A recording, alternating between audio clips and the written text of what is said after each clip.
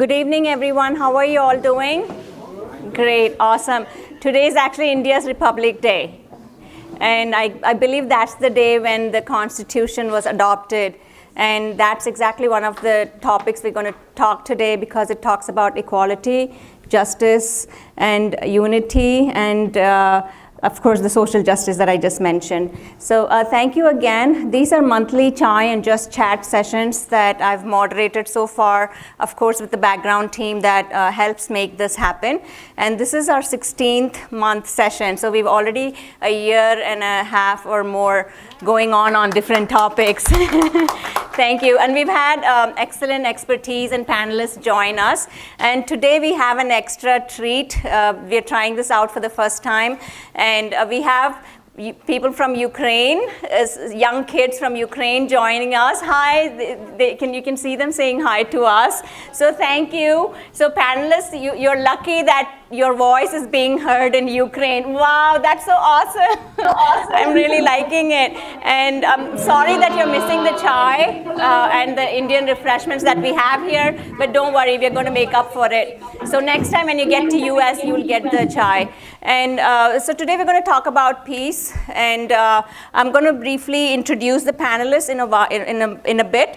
While you'll see their profile running on the background in the PowerPoint over here. And before that, we also have another treat, because we have Mr. Anthony Taliath. He's the executive director for Gandhi Foundation of USA, and I believe he wears several hats. As I was reading your profile, Mr. Taliath, you are helping the farmers in Kerala, and then you are an entrepreneur. You're also an investor. That's a lot of things that you do. Sometimes we get caught in our daily lives. We just don't know how to give back. So learning from people like you helps us spread the small seeds that we can start planting for our future generation. If you can come forward and give us the opening remarks, and then we want to move forward with the panel discussion.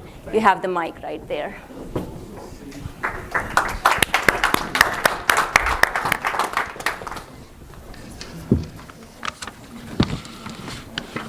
Thank you, Nazeera. That's an amazing introduction. Well, I am here. Dr. Nazeera, distinguished panelists, ladies and gentlemen.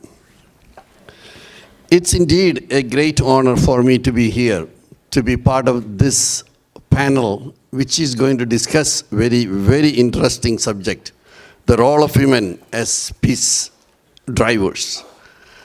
Definitely it is time for women.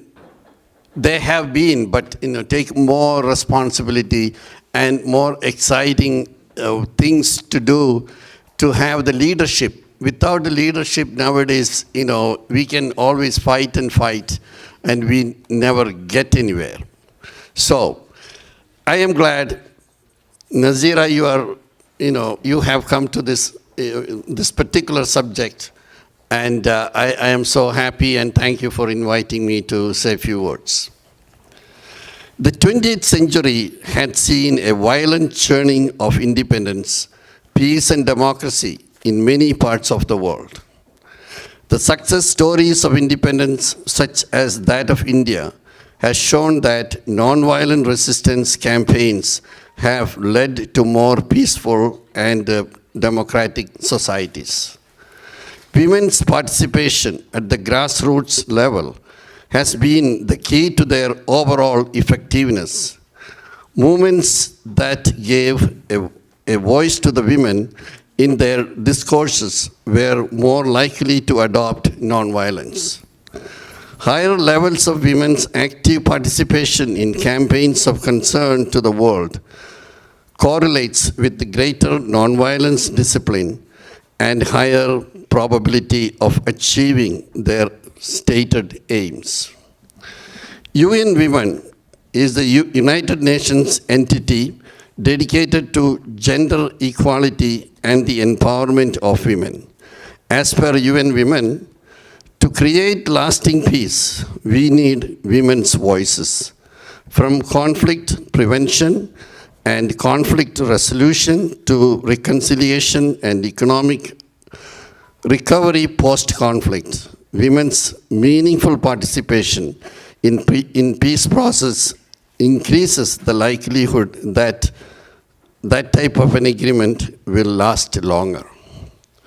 Women's participation is in peace movements is socially transformative because women raise issues that others overlook and seek to end abuses that others ignore. Women are more competent peacemakers as they are more collaborative than men and thus more inclined towards consensus and compromise. Women are more concerned about people. They are mothers, they grow up with children, they are in the homes carrying the burden of the home and the family. From that experience, women bring a sensibility, a sensitivity to those things which bring peace. Women are also better placed in dealing with victims of violence. Today, my thoughts surround three great women of the 20th century: Kasturba Gandhi, Coretta Scott King, and Rosa Parks. Rosa Parks is known as the First Lady of American Civil Rights Movement. We all are familiar with her story, what happened in that Montgomery bus in December 1955. She refused to give up her seat for a white passenger. She ignored the law that was discriminating blacks and denying their fundamental rights. She was arrested and fined. It led to the famous Montgomery bus boycott in 1955. With great support from the black community, and Martin Luther King Jr. began his civil rights movement along with this bus boycott. In 1956, the US Supreme Court declared segregated busing was unconstitutional. This bus boycott and its success put Martin Luther King in the national spotlight. Rosa Parks' the courage and the convictions drove her to do the right thing that day, and her action set the ball to roll and change this country forever. Mrs. Coretta Scott King, she was a real moral force behind her husband. She supported Dr. King's efforts every step of the way, and at the same time taking care of her family. She accompanied her husband to India in 1959 on his mission to learn about Gandhi's nonviolence movements and civil disobedience that got India her freedom from the British. I had the great honor to meet with Mrs. King few times related to Gandhi and King events at the MLK Center. She was such a gracious woman. She wholeheartedly supported the Gandhi Foundation, and her support made it possible to have the Gandhi statue installed at the Martin Luther King Jr. National Historic Park. Mrs. King was a great moral force behind Dr. King, and she carried his legacy all through her life.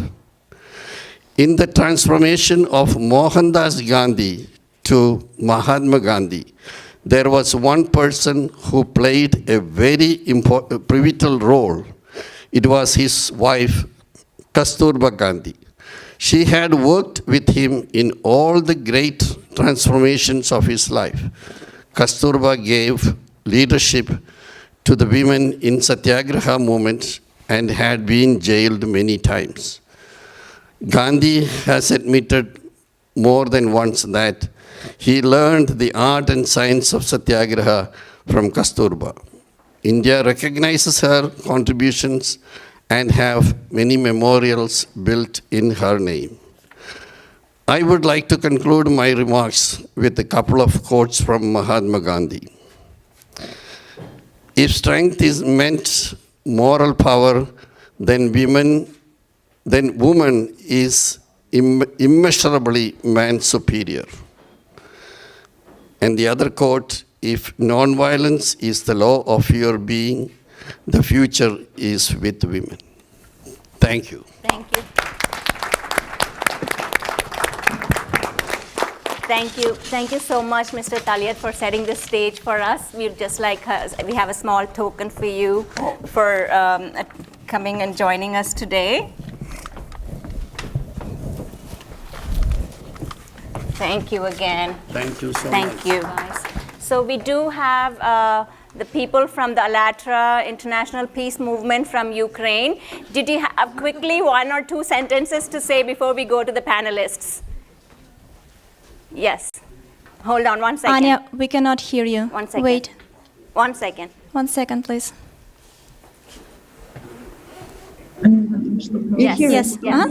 We can hear Yes, you. you hear us. We are really happy to greet you from Coordination Center of *ALLATRA International Public Movement in Ukraine.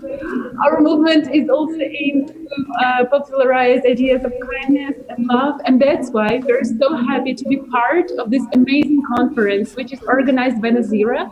And we would like to express our gratitude to Nazeera for this amazing event.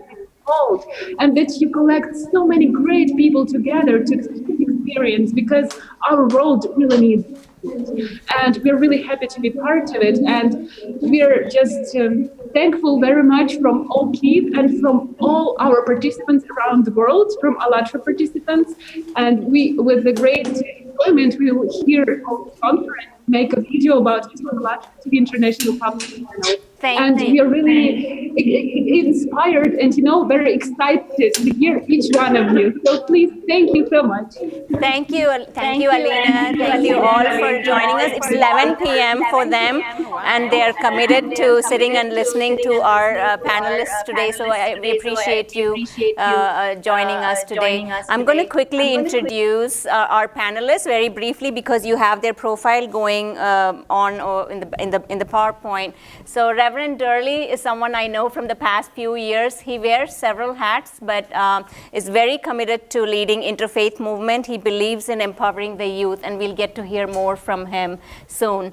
And Geeta Mehrotra is the CEO of the Vasavani Center, and it's a mission to create unity, peace. And just from listening to her, you'll see how calm and composed she is in spreading the word of peace and love. And that's what I see from all of you. The common thread is the peace. And Alicia Michael is the former Rotary district governor of 6900, and has done a lot of international as well as is doing the public health in the domestic level as well. Thank you for joining us, Alicia.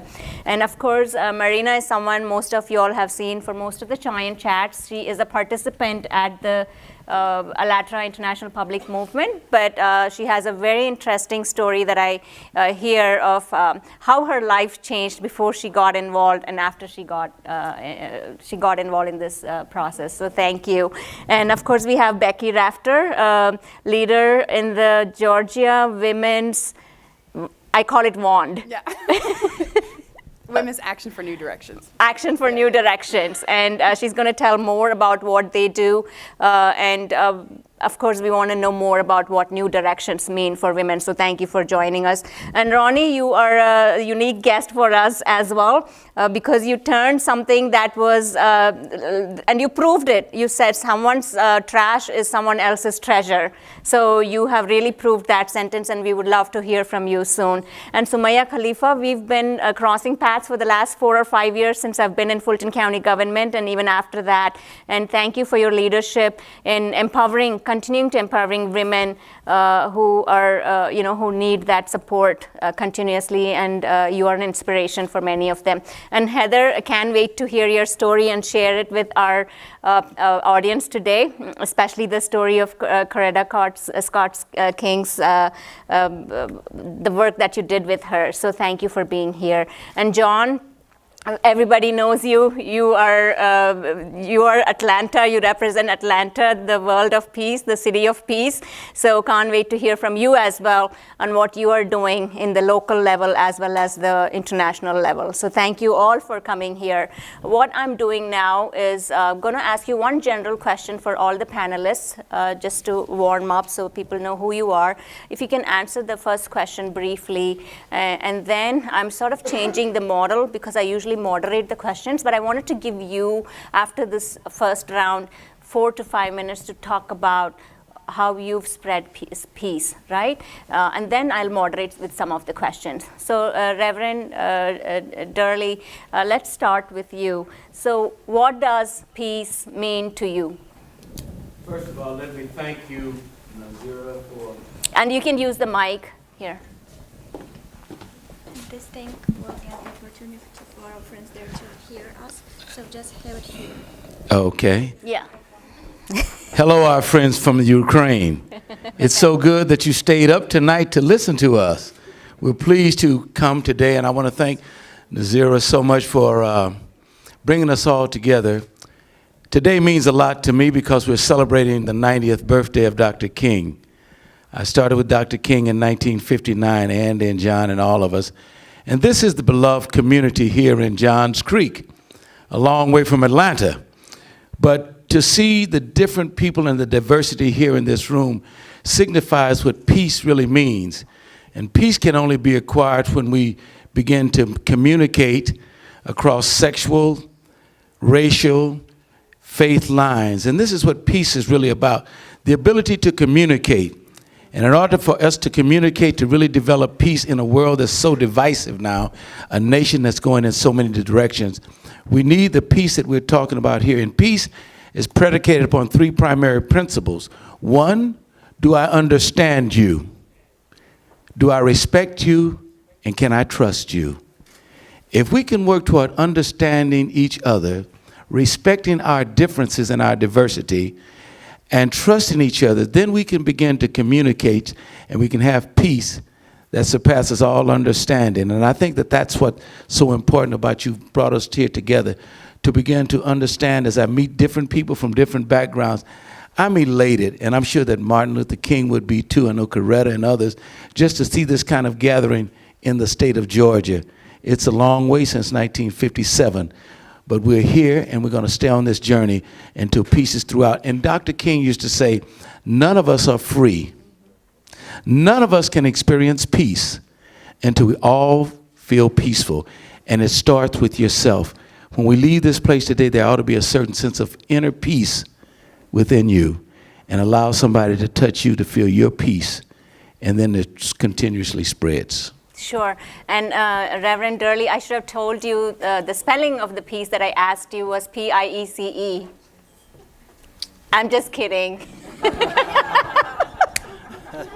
Well, I just gave you quite a few pieces. Understanding, respect, and trust. Those are the pieces that cause peace. Those are integrated pieces. And that's what brings peace, all the integrated pieces that I referred to. And you are indeed a wise man. We have a lot to learn from you. Geeta, next, please. Thank you. So now which piece am I addressing? The real peace. See, when life breaks it up into pieces, then it is the peace that will unite you within yourself, to your environment, and to nation at large. How can there be peace in the world or in nations when our own families and our own selves are not in peace? So the peace is of 3 types. Om Shanti, Shanti, Shanti is first peace within yourself. That's the psychological peace, the turmoil that we have within ourselves.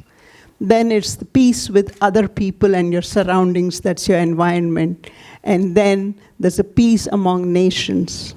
So I understand peace as a high vibration that I can give and receive, just like you would do a currency, like a dollar bill you give and receive. You can generate peace in yourself and then pass it on to others. And this gathering gives us an opportunity to create a higher vibration because always the sum is greater than the part. So this is a beautiful opportunity you have given us, and we are grateful for that. Thank you so much, Geeta. And Alicia, so the question I want to ask you is, which is more important, freedom or peace? Oh my goodness. How did I get this question? So lucky me. I must say that I believe peace is actually is so important, and freedom can come after peace, right? Yes. So if we don't have that understanding and that peace within ourselves and within our communities, it's really impossible to be free. And I will say that something that was just mentioned, the only way we can get there is through trust of one another. We tend to become very siloed in how we work together, or work separately, and then we struggle to work together, and we struggle to trust each other, and it's worrisome to see all of the things that come from the distrust that we now have in this country and internationally. And it's affecting people in so many different ways. And I work specifically in the field of healthcare, and I can see where, with us not working together, us not trusting each other, how it's having a direct effect on individuals and their health, both their physical health and their behavioral health. And until we can break down the barriers, until we can continue to have events such as this and come together as such a diverse group and work towards one common goal, we won't be able to experience that true peace and therefore have that true freedom that we all deserve. Great, thank you, Alicia. That was a good answer. Marina, the same question for you. Which is more important, freedom or peace?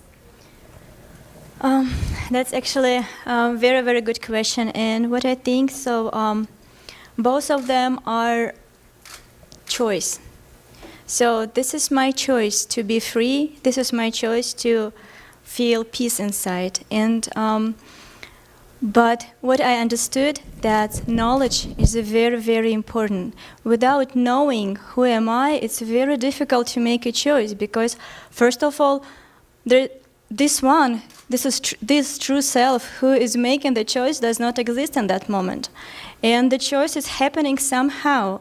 So it's probably not my choice. And to be aware, to find your true nature, to find that possibility to choose, to be able to choose peace inside, that peace will bring you to freedom. But I'm not speaking about freedom like freedom of speech or freedom do whatever I want. I'm talking about like inner freedom, which is most important, which is like the beginning for everything.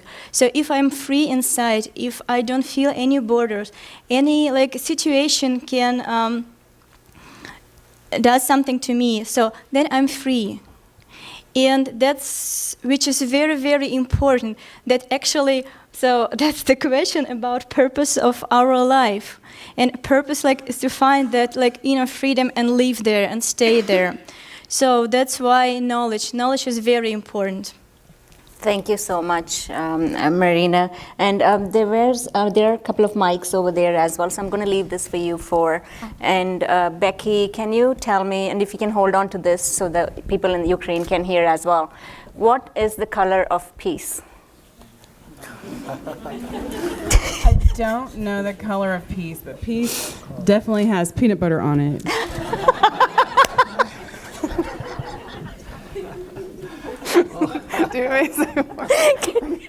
Yes. Can you elaborate? She thought it was going to be easy. Yeah. I was hoping the microphone wouldn't come to me. Actually, now everyone on the panel so far has a lot more inner peace than I do. I do think that's because I'm white. So the color of peace is not white.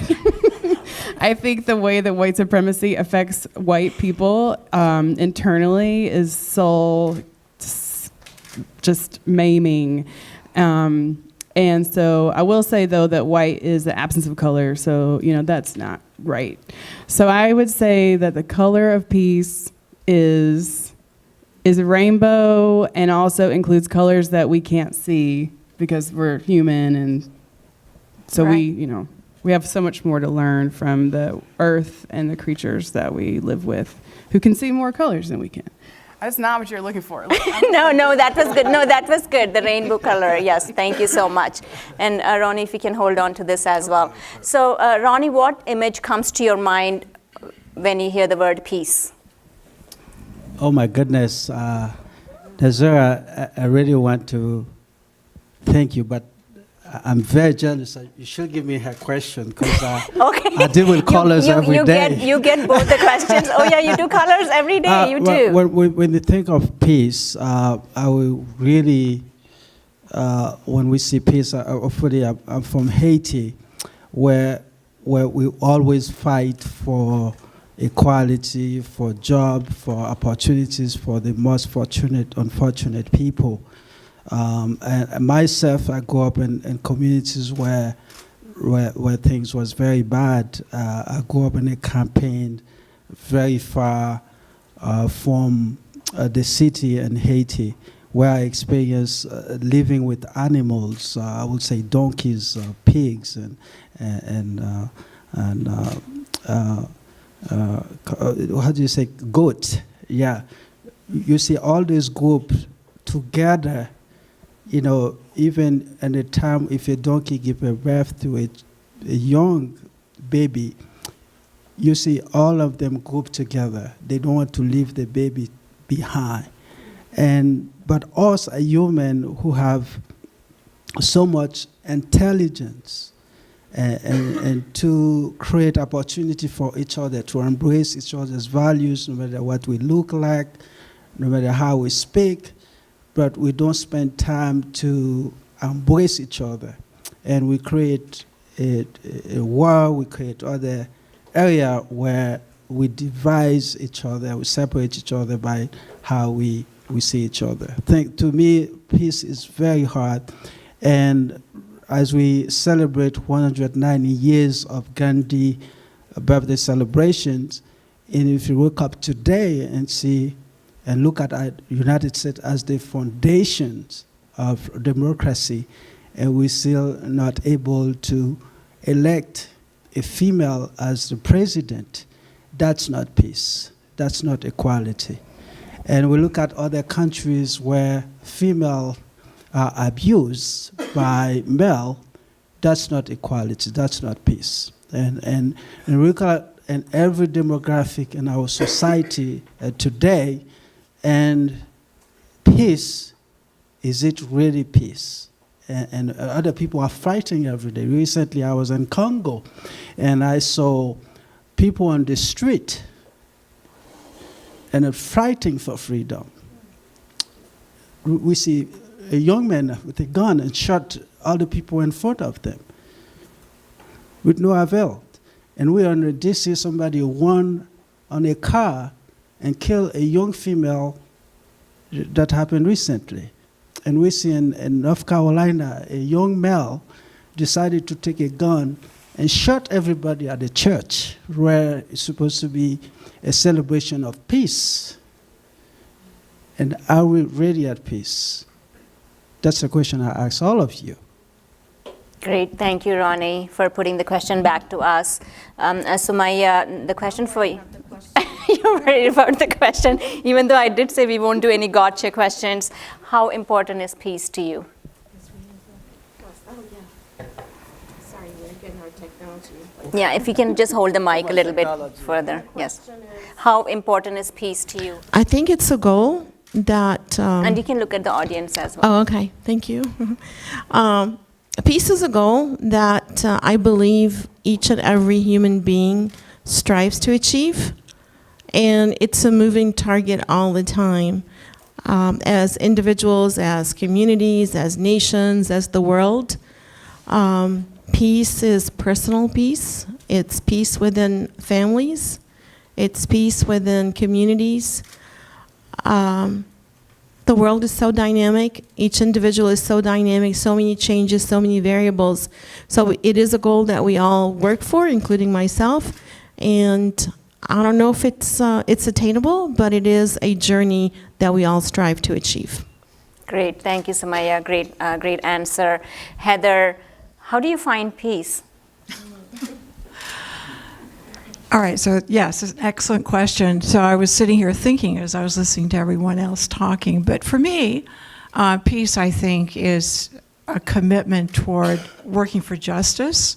So I've been fortunate to have lived all over the world. I've held 3 citizenships, so I've lived here in North America, in Asia, and Australia, and I have found that wherever I go, there are people who are working together toward peace and justice in the world. And for me, it's a matter of expressing this, working toward it, but also finding others to work with on whatever it is the issue might be. So I don't know if that makes sense, but that's my concept of peace. Once I have understood an issue, and once I have seen that there's some injustice out there, then I am at peace with myself. And I think that once I have done that, then perhaps I'm helping other people to achieve that goal as well. Great answer. Thank you, Heather, for your answer. So if I had asked John the same question, he would have said in the city of Atlanta, right? So he would have found peace in the city of Atlanta. But the question for you, John, is what does peace mean to you? What does peace mean to me? Thank you, Nazeera. One good example would be this panel that you have created of wonderful diversity. This represents peace. Look at the nationalities, the ages, the genders, the faiths. And I'm the youngest. Perspectives. Okay, I'm going to be a serious moderator now. Okay. Look at the comedian. We have wonderful peace up here because of Nazeera's community skills, and I'm very grateful to be a part of this. What does peace, where does peace begin? What does it mean to me? I like the Buddha's quote, the very simple one that's very easy to remember. He said, peace begins within. And that's where the beginning of it all means. You know, we search for it within, and as we grow it within, we share it with others. And integral with peace is the cultivation of love and justice. Just Chat, I love the name of that. Forgot the chai. Yes, chai and Just Chat. Just Chat has a double meaning to me because it has to do with the casual nature of just chatting. And it also has to do with justice. Just. We have to chat in a just way, a truthful way. So you have to have truth with justice. And Mahatma Gandhi is the founder of the Satyagraha movement, which is an insistence upon truth.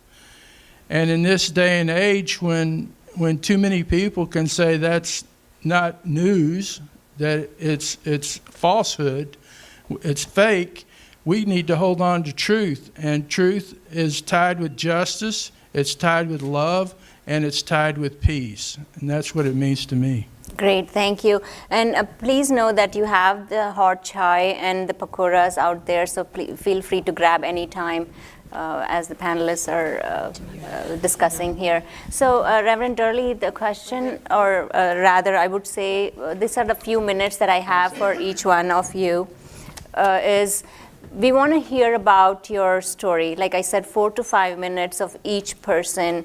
The reason why you are here today and why someone else is not here is because of the experience or your professional career or what you do that I'm not able to do. So if you can speak to that, the uniqueness in you and what led you to go from here to Nigeria and back. So we want to know about your life history that's relevant to the topic that we are discussing today. The reason that I'm here is because Nazeera invited me. for a reason. That's the reason. And when she calls, when people of integrity call others, they come. And I think we're at that point in our lives. As she said, I started in the civil rights movement in 1959 there in Nashville, Tennessee. And at that time, we believed in justice. We believed in the moral character that we had to do. We believed that we were the consciousness of a nation that had denied us our constitutional rights. Therefore, we were doing two things, which I think is so important today as we come together. Two things made us strong. We were willing to sacrifice, and we were willing to risk so that justice and freedom and peace could abound. But in and out of jail in those days. And then in 1964, I figured that this was not a place for me. It was too racist. It was too narrow-minded, too much hate, too much fear, too much ignorance. So I left and moved to Nigeria. I was in the very first group. A man by the name of John F. Kennedy started something called the Peace Corps.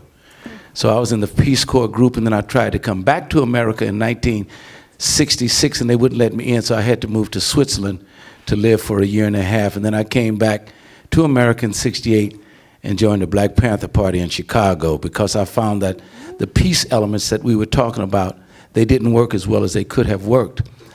But while I was doing all of that, I went on and finished an undergraduate degree in psychology and then a master's degree. I have a doctorate degree in psychology. I'm a psychologist. I got the doctorate from University of Massachusetts, then another master's from Howard in divinity, because I found out with all of the psychological issues that we had fought for, all of the civil rights, all of the marching, all of the going to jail, there had to be a moral, spiritual foundation. And that's when I began to really grow and understand what gives us the inner peace, when you know that there is something greater than all of us, and when you can connect what we've gone through and connect that to a power that's greater than us. So my whole journey has been that, and I became dean of several universities. But all throughout all of that and all that we go through, there's got to be some sense of inner peace. And it can be inner peace can only come when you're willing to understand that there is something greater.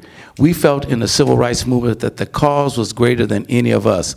We were willing to move ahead and sacrifice ourselves. And I think that now we found, as I look around, I see so much ignorance that is fueled by fear. When a person is at peace, he or she does not have to fear. As Dr. King said in his last speech in Memphis when he was down there fighting for others, people at peace can always go outside of themselves. And Dr. King says, at this point, I may not get there with you, but I've already seen the promised land. I fear no one. I can speak truth to power. And when you reach that point in yourself, it's already been stated, then you can move to the next level. So now I find that inner peace that we talked about. So when she called and I saw pieces to peace, and I wanted to say that when we were in the movement, I look back now with Mrs. Lowry, Mrs. King, Juanita Abernathy, Octavia Vivian. These were powerful women who understood how to overcome fear, even though they were fighting ignorance when the men were out in the streets. It was not a segregationist movement, but they understood a particular role. And when they came together, and after every movement, every march, they would come back home, and there was a certain sense of inner strength that would come. So I say, when you talk about the role of the women played in civil rights movement, and even today, I thank God 107 women in the Congress.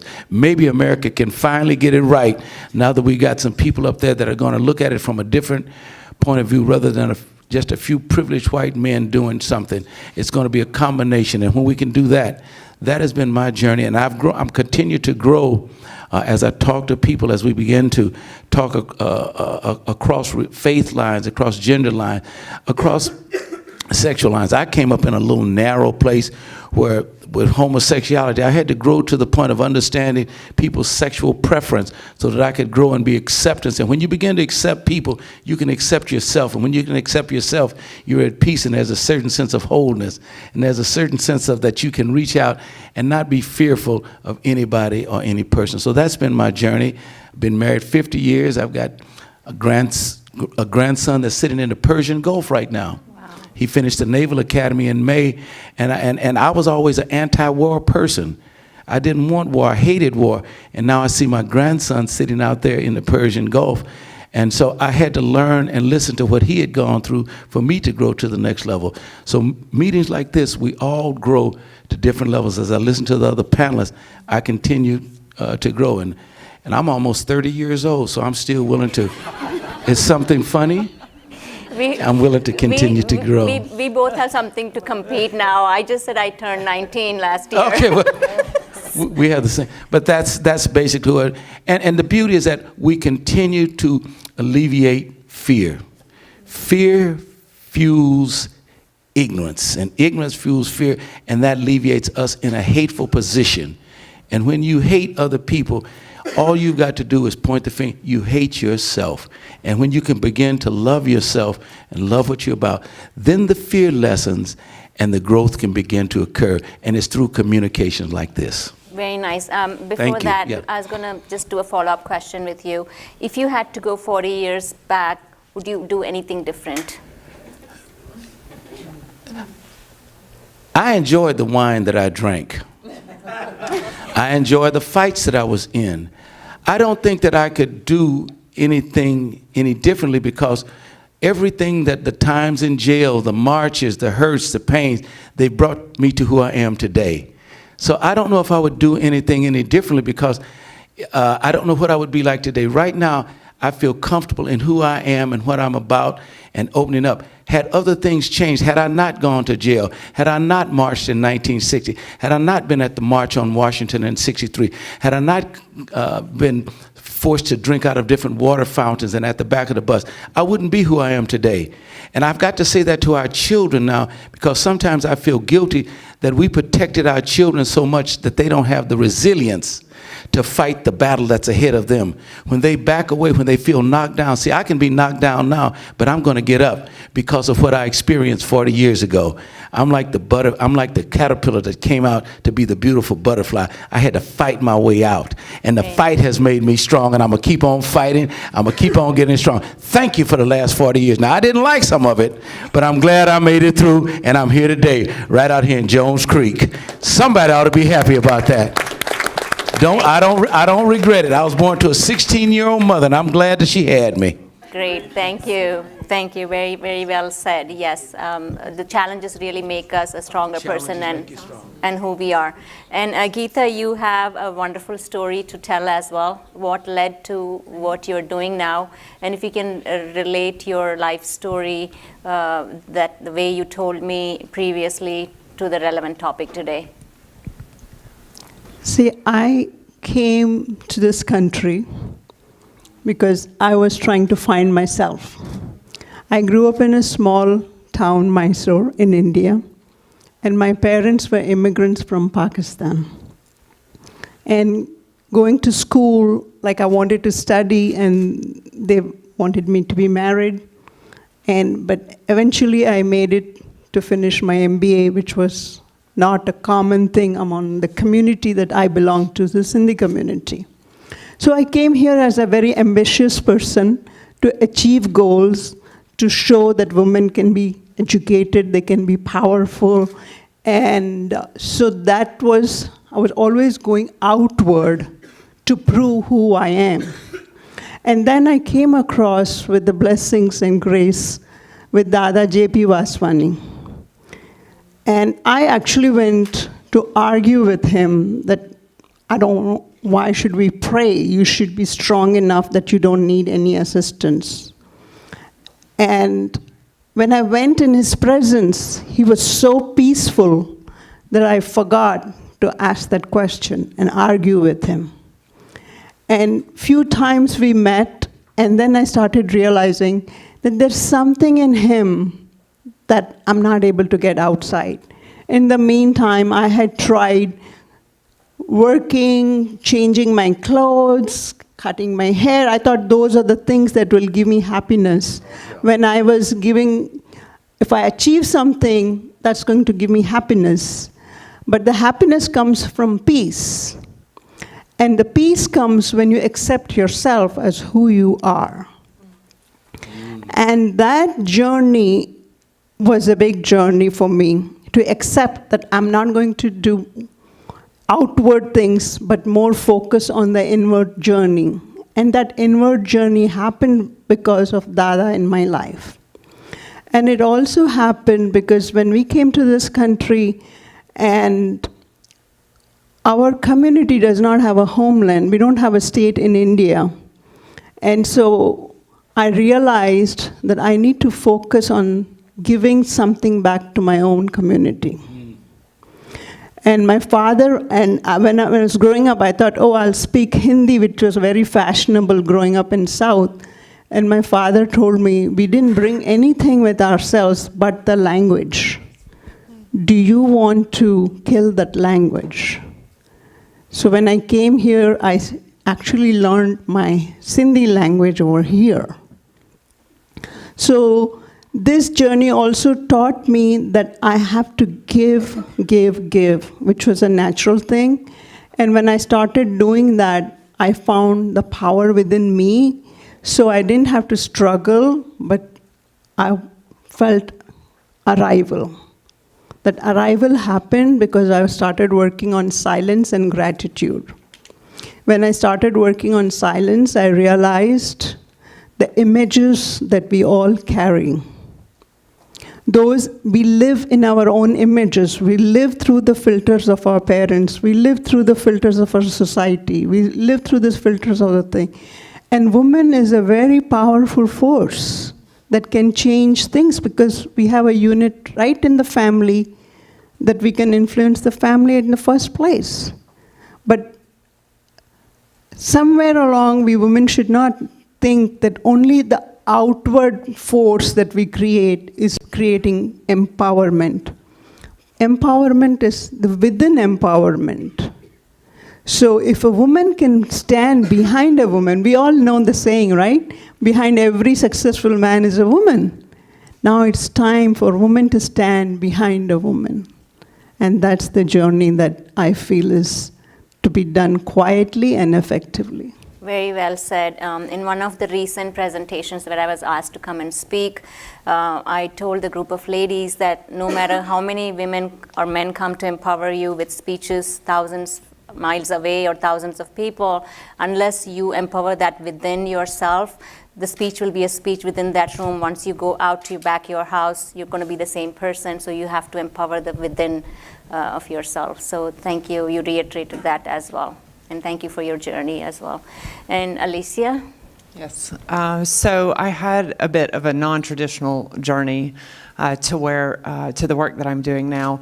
I was a small business owner for about 20 years here in Georgia, and the business was non-traditional for a woman. It was an automotive repair facility. So I was basically a car mechanic for 20 years. It was not something that I aspired to do. I actually started as an office manager, and 4 years later I became owner of the business. And but through becoming a business owner and being in that industry, I was invited to join Rotary. And for those of you that aren't familiar with Rotary International, it is the largest service organization in the world, with about 1.2 million Rotarians worldwide. And these are all business professionals who come together to collectively have an impact on the service that's conducted in the over 200 countries in which we are able to operate.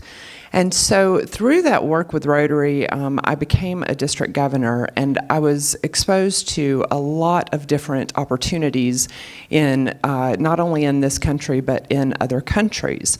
So in January of 2016, I made the decision to sell my business, and I was asked to serve immediately after that as CEO of an organization that works through Rotary and deals in global public health initiatives.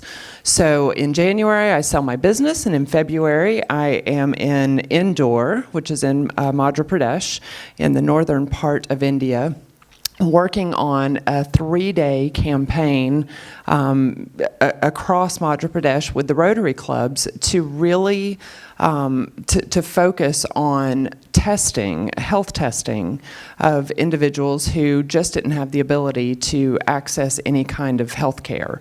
And so I was spending about 16 hours a day going from village to village. Now, mind you, a month earlier, I was fixing a car in Carrollton, Georgia. So I had a lot to learn, and I'd spent a lot of time in Indore. It became one of my favorite places in the world that I've traveled. But I also worked in 9 countries on the continent of Africa, including South Africa, Nigeria, Uganda, Ghana, just to name a few. And I became very interested in this work. There was a strong focus on HIV, hepatitis C, but with the focus on that, it turned my focus in some of these areas to issues of women's empowerment. I kept coming home and I kept hearing these conversations where education was the key to all of this.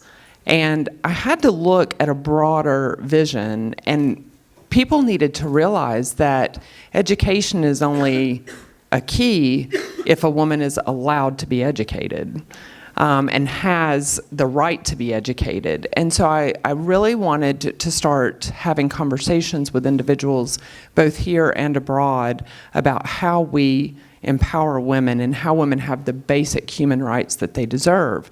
And so that is what has led me to the work that I do now in my service opportunities.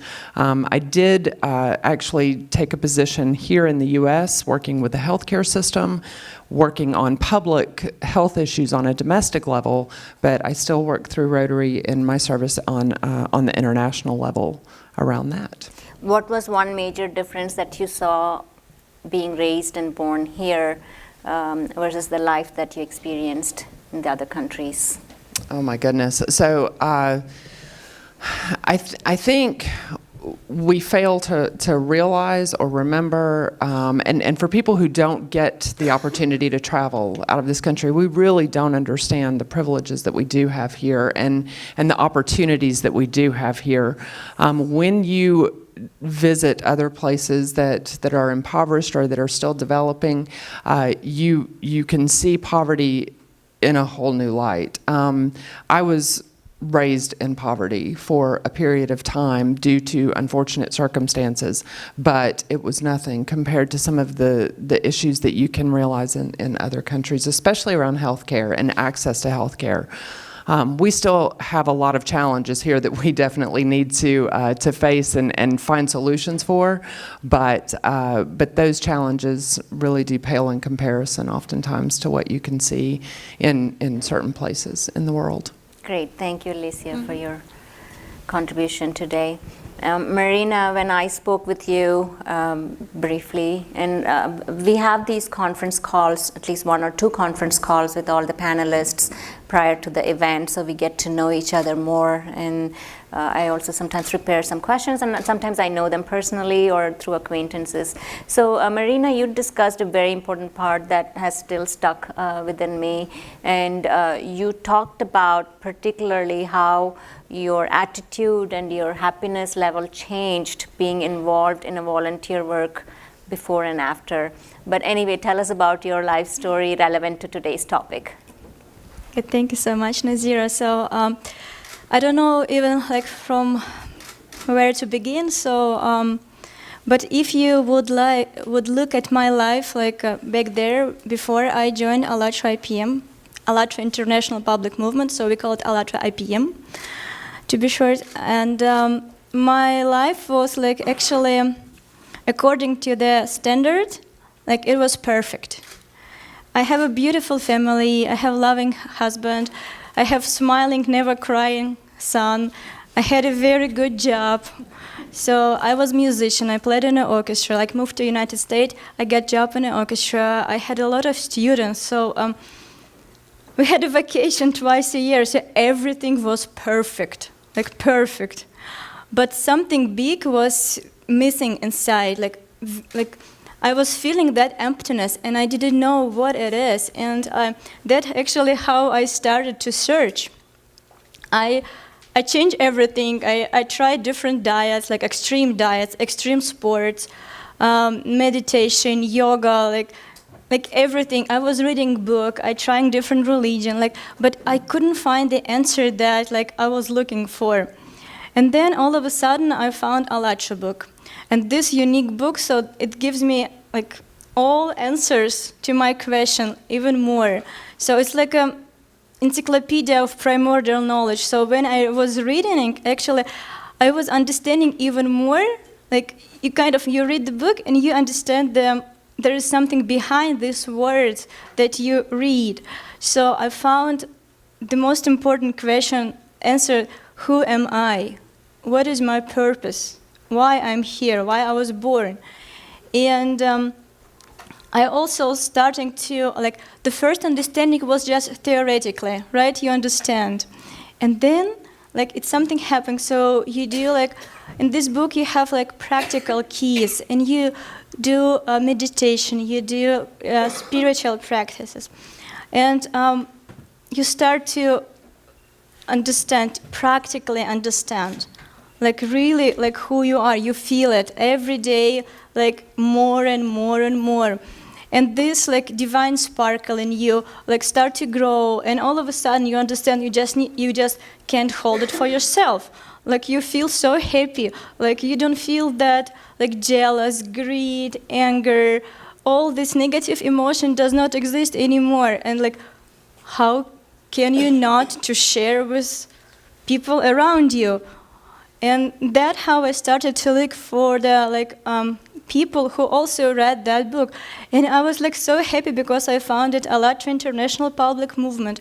And this unique organization, it's we call it organization, but it's actually the people themselves who are joining together to use their best quality to bring the best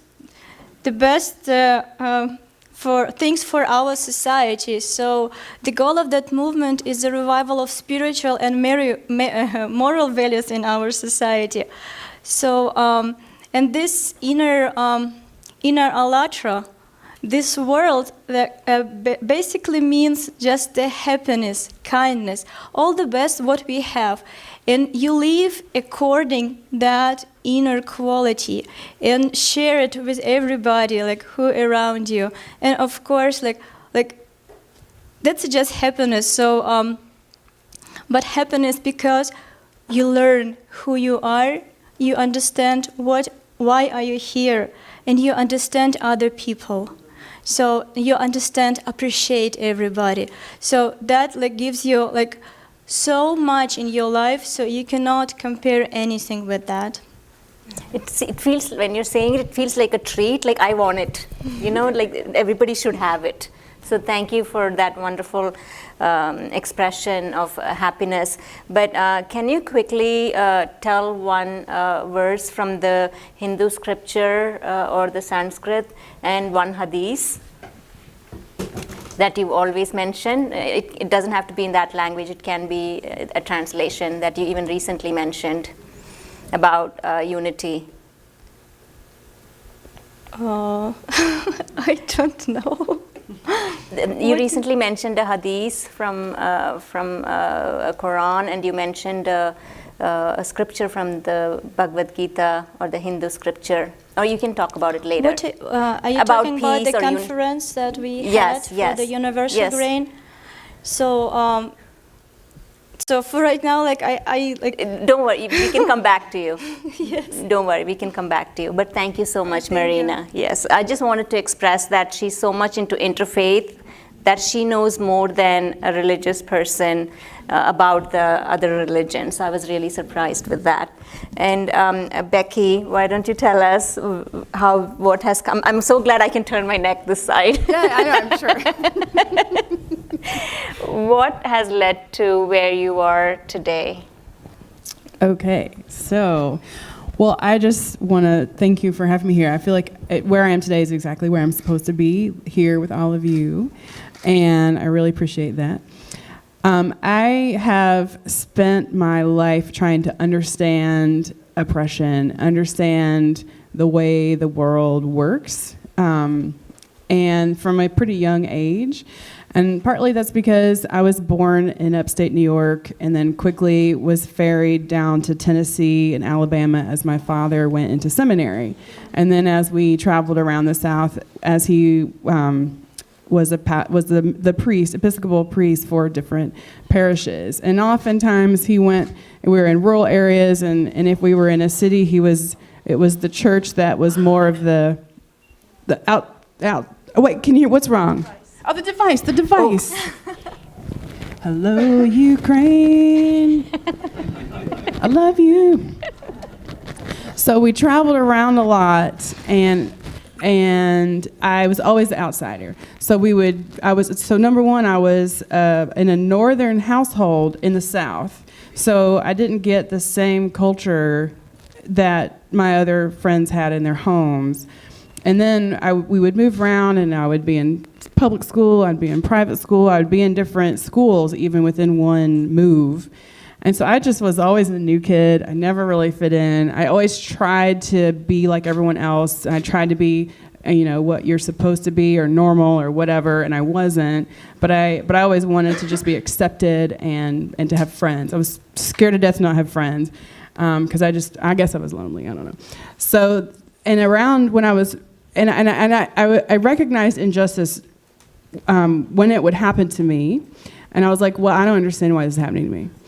At a very young age. And then I would recognize it happening in the world, and I'd be like, wait, like what? I don't understand why this is happening. Or I was like, what's the difference between the Democrats and Republicans? Like, what are all these things about the world that are so heavy and never explained to anyone in school?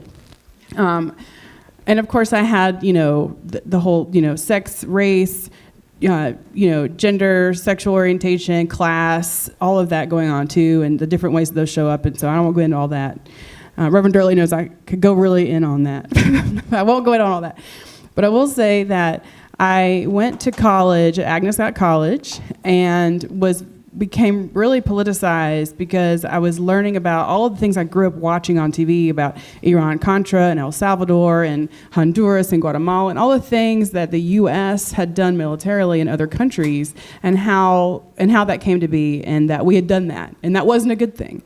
You grow up and you're like, ooh, well, I'm Western, we're American, this is a good thing. I'm white, this is a good thing. I'm a girl, that's a terrible, terrible thing, but don't worry about that part, that kind of thing. And so to really try to unlearn what I'm used to as our country that's norm was what I wanted to do, but I didn't know I could do anything about it. So I learned a lot about it. And then I was just so frustrated, I didn't know what to do when I graduated from college. I was like working at the Smoothie King, I was all over the place. And I was like, I don't know what to do. And I was like, what color's your parachute? I'll work at a coffee shop. Everybody that came in, I'm like, what do I do? Like, I don't like what's happening, in Iraq. Like, what do I do? So finally I started volunteering at the Feminist Women's Health Center, and I had another job. And I started learning how to lobby. I started learning about the injustices that are happening domestically more in detail as I was involved with things that were happening internationally. And so I just, said, this is what my life is for. This is my calling, is to really try to make change and to help learn about that and explain to other people and to support where I can. So I started doing that. I was working at a NARAL chapter in Georgia, National Abortion Rights Action League, and then it changed to a bunch of other things. And I realized that's when I kind of got a big awakening about race in the U.S. and whiteness and racial justice and how most of the nonprofit industrial complex is very much steeped in white supremacy.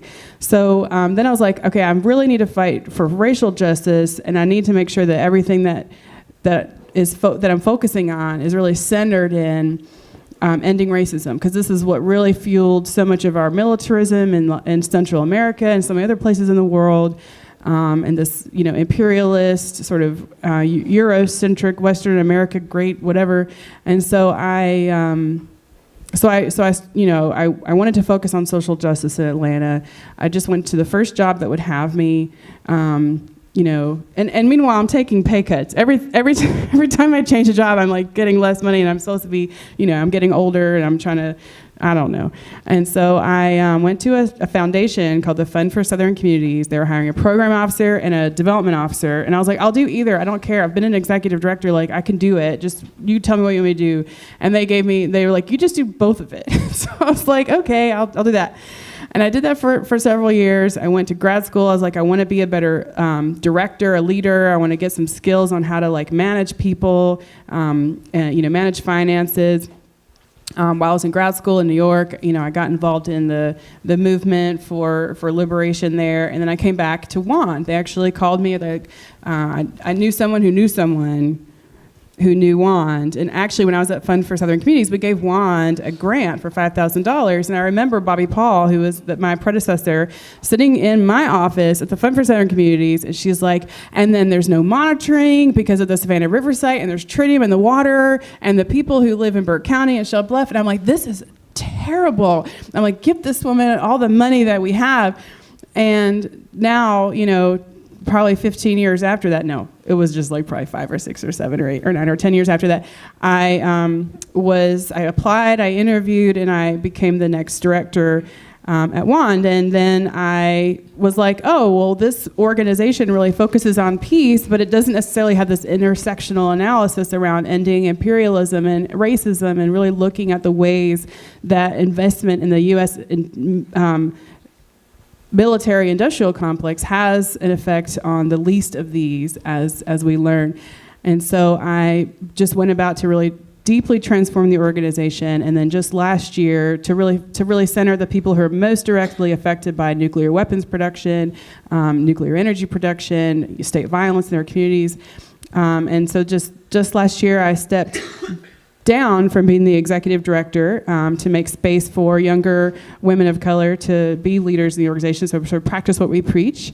And now I focus on development, and what I would like to do is really figure out how to be sort of an engineer of social change, and how organizations can really support young people and women of color and trans and gender nonconforming people to really be leaders, and especially folks in rural areas, like the women that we work with in more rural areas in Georgia, especially who are right under the foot of these toxic plants.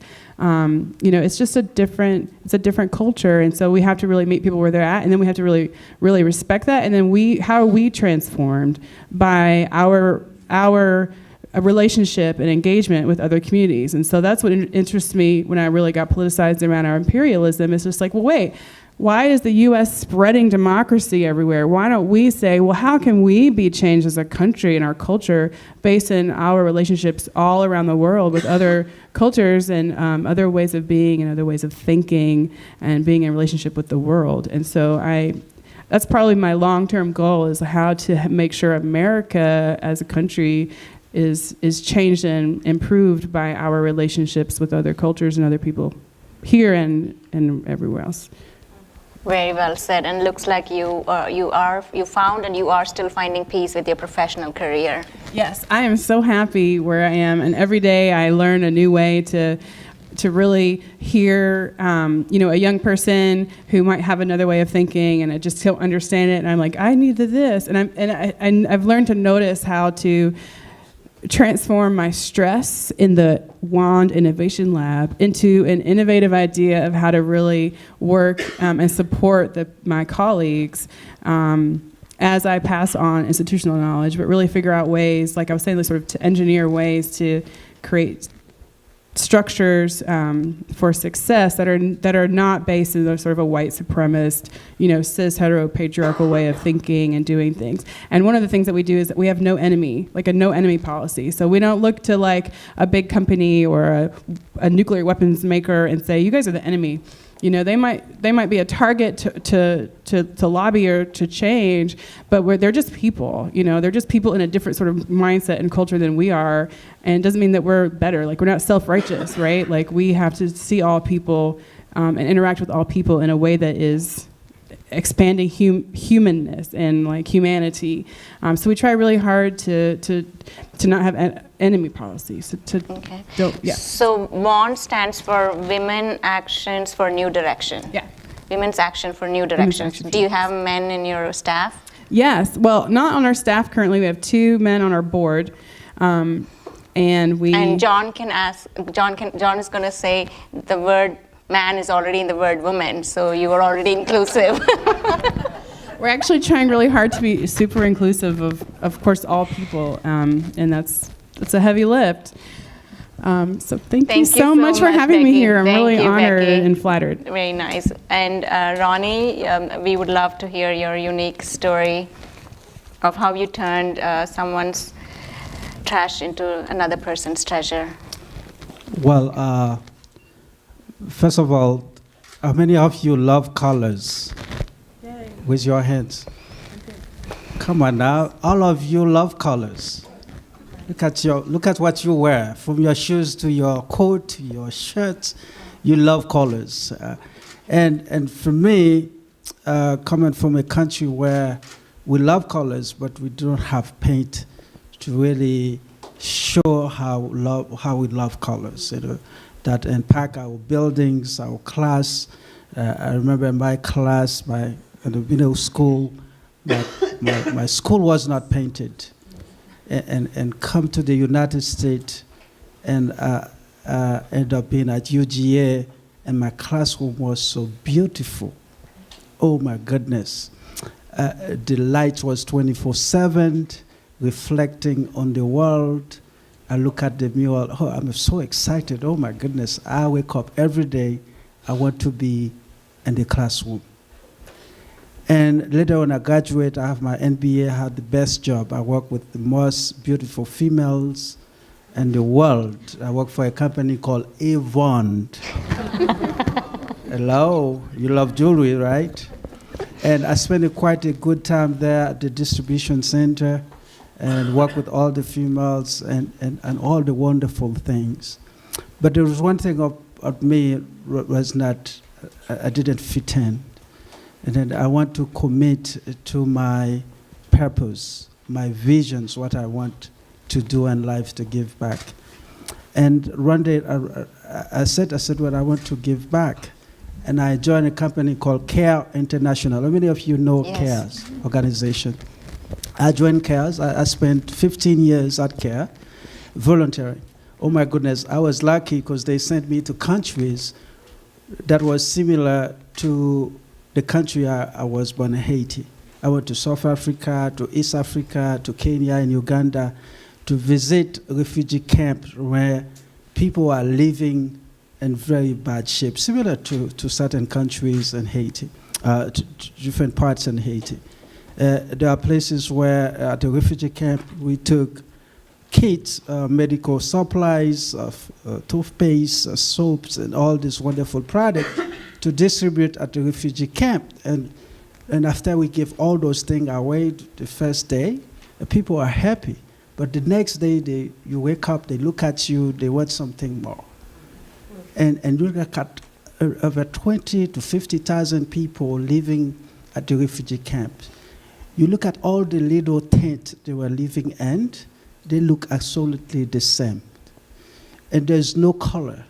There's nothing to inspire the people, to motivate them, to think that tomorrow will be better.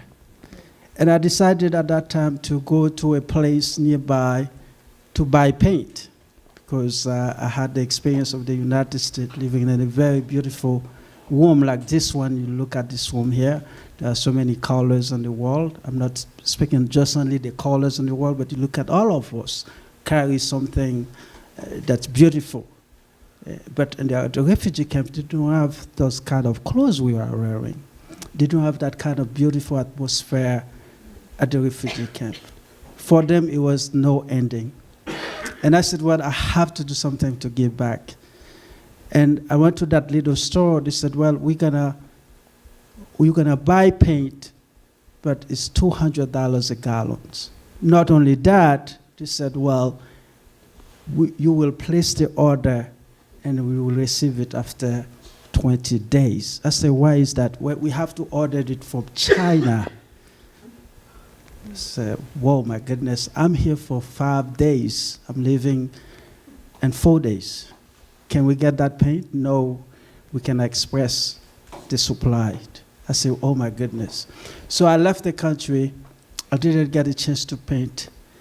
But I said, when I come to the United States, I will find out how to ship paint to them, because I make a commitment. I said, well, guys, I will send you paint to paint some of the beautiful tents you are living in. And it was at that moment I went to Home Depot. I was in front of a lady who apparently had 20 gallons of paint, want to return it. She was begging the store manager to take the paints away from her. She said, well, I just sold my house. I want to leave. I'm going to Texas. I have a new promotion. I have a new job. I sold my house. Please take that paint away. I give everything away to Goodwills. I give some of that stuff to Habitat for Humanity, and had the paint, I can get rid of it. And immediately, the store manager says, well, we sell the paint to you. We don't have a policy in place to take the paint back from you. She said, please take them away from me. I don't want to throw it, to trash it. I want somebody to take it from me. And they said no. The store manager was firm and committed. He said, well, I won't take that paint back. And she left the store. You know, female, when they are in a situation, they're stressed, they cannot solve a problem. But this is something I experienced. Wrong panel. Because my mother, I saw those faces in my mother's face every day when she tried to solve a problem, to feed us, to beg, for a bagging, and she couldn't get it, and that's the kind of face she had. And she left the store with those paint, and immediately I followed her.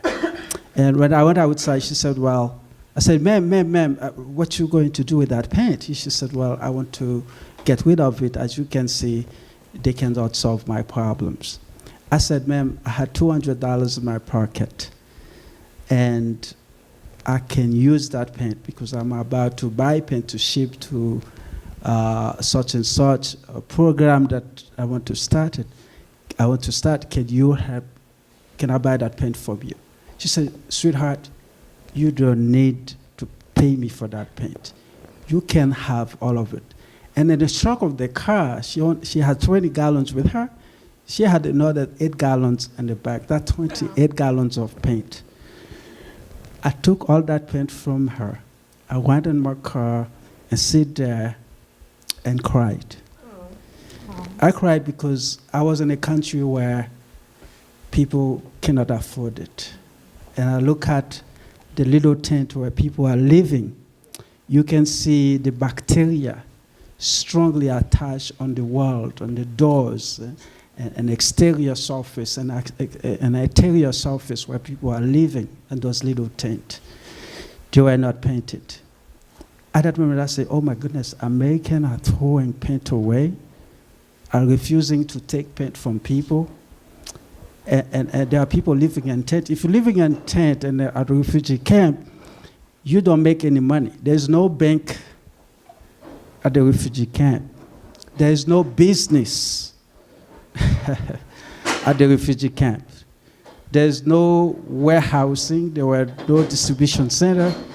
There's no restaurant. People are living on their own.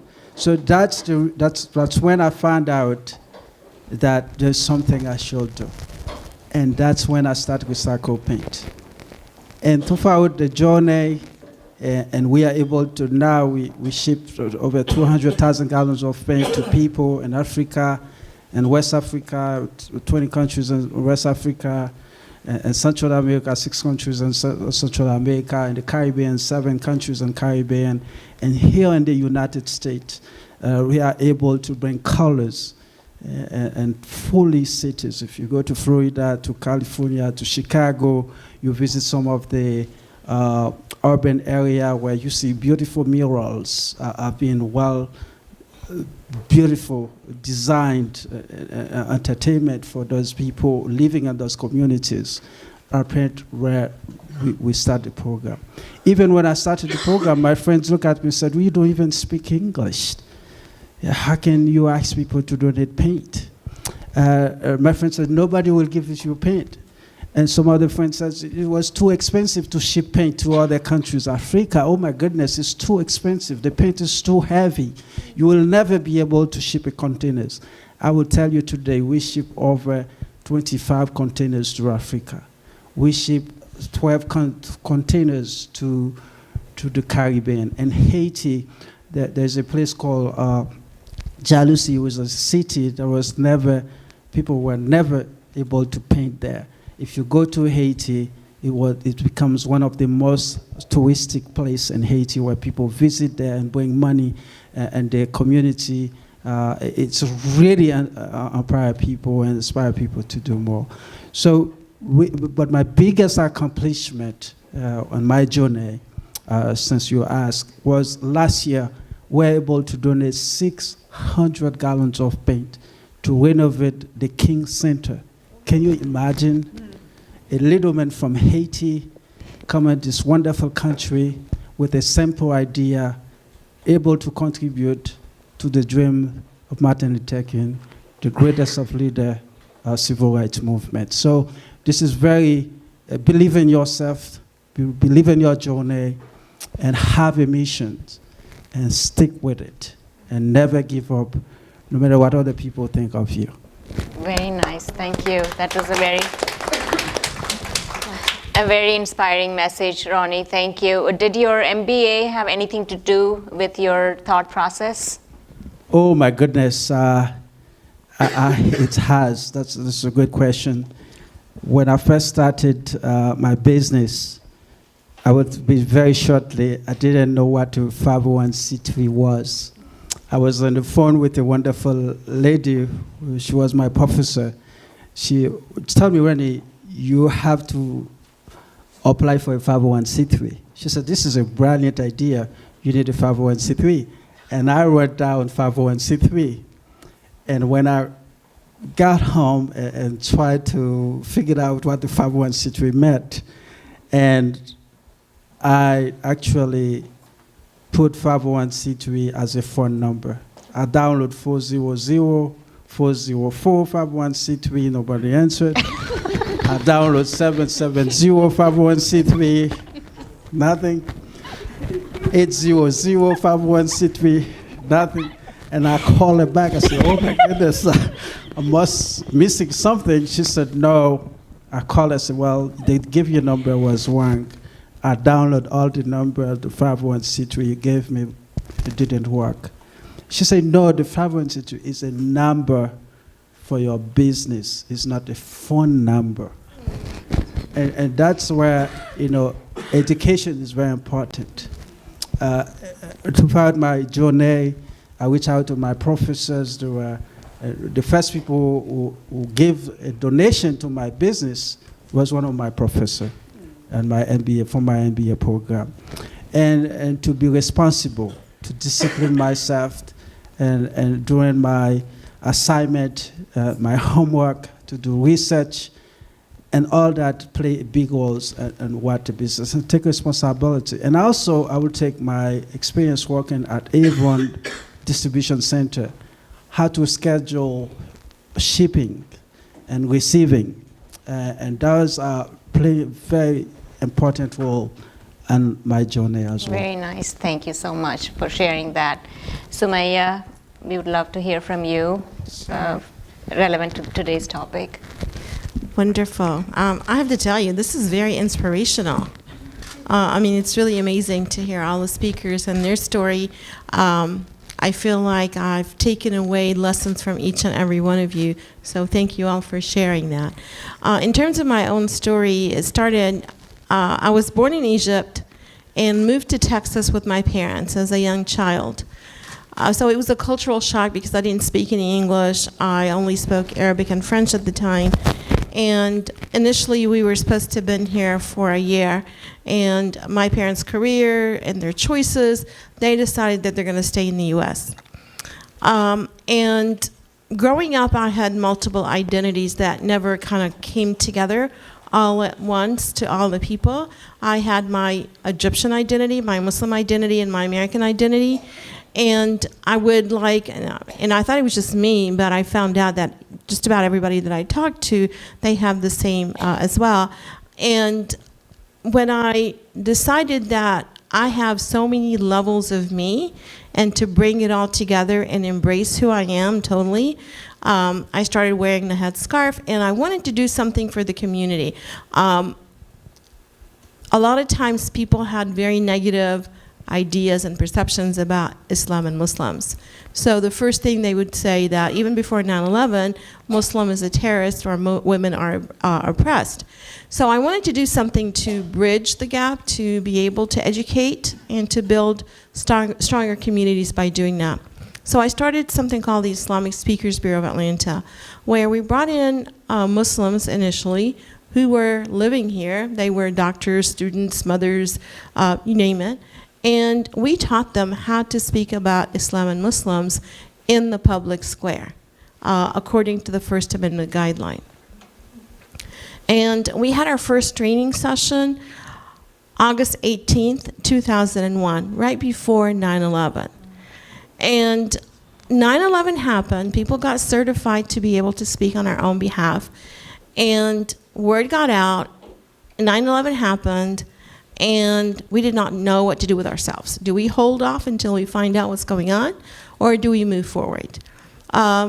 Since the word had already gone out that there's a speakers bureau, we started getting calls, and we basically had to go out there and speak.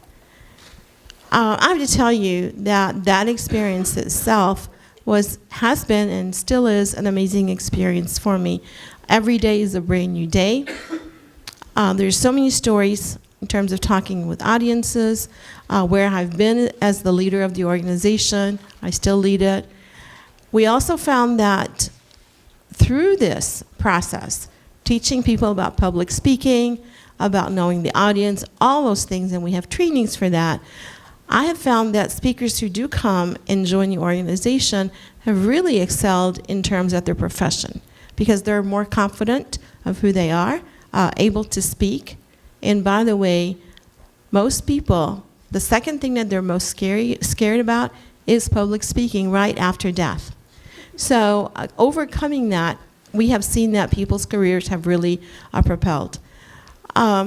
We also found ourselves to engage with leaders in the Metro Atlanta area, to engage with government. We started the first ever Atlanta Mayoral Iftar 2 years ago, and then we had another one last year.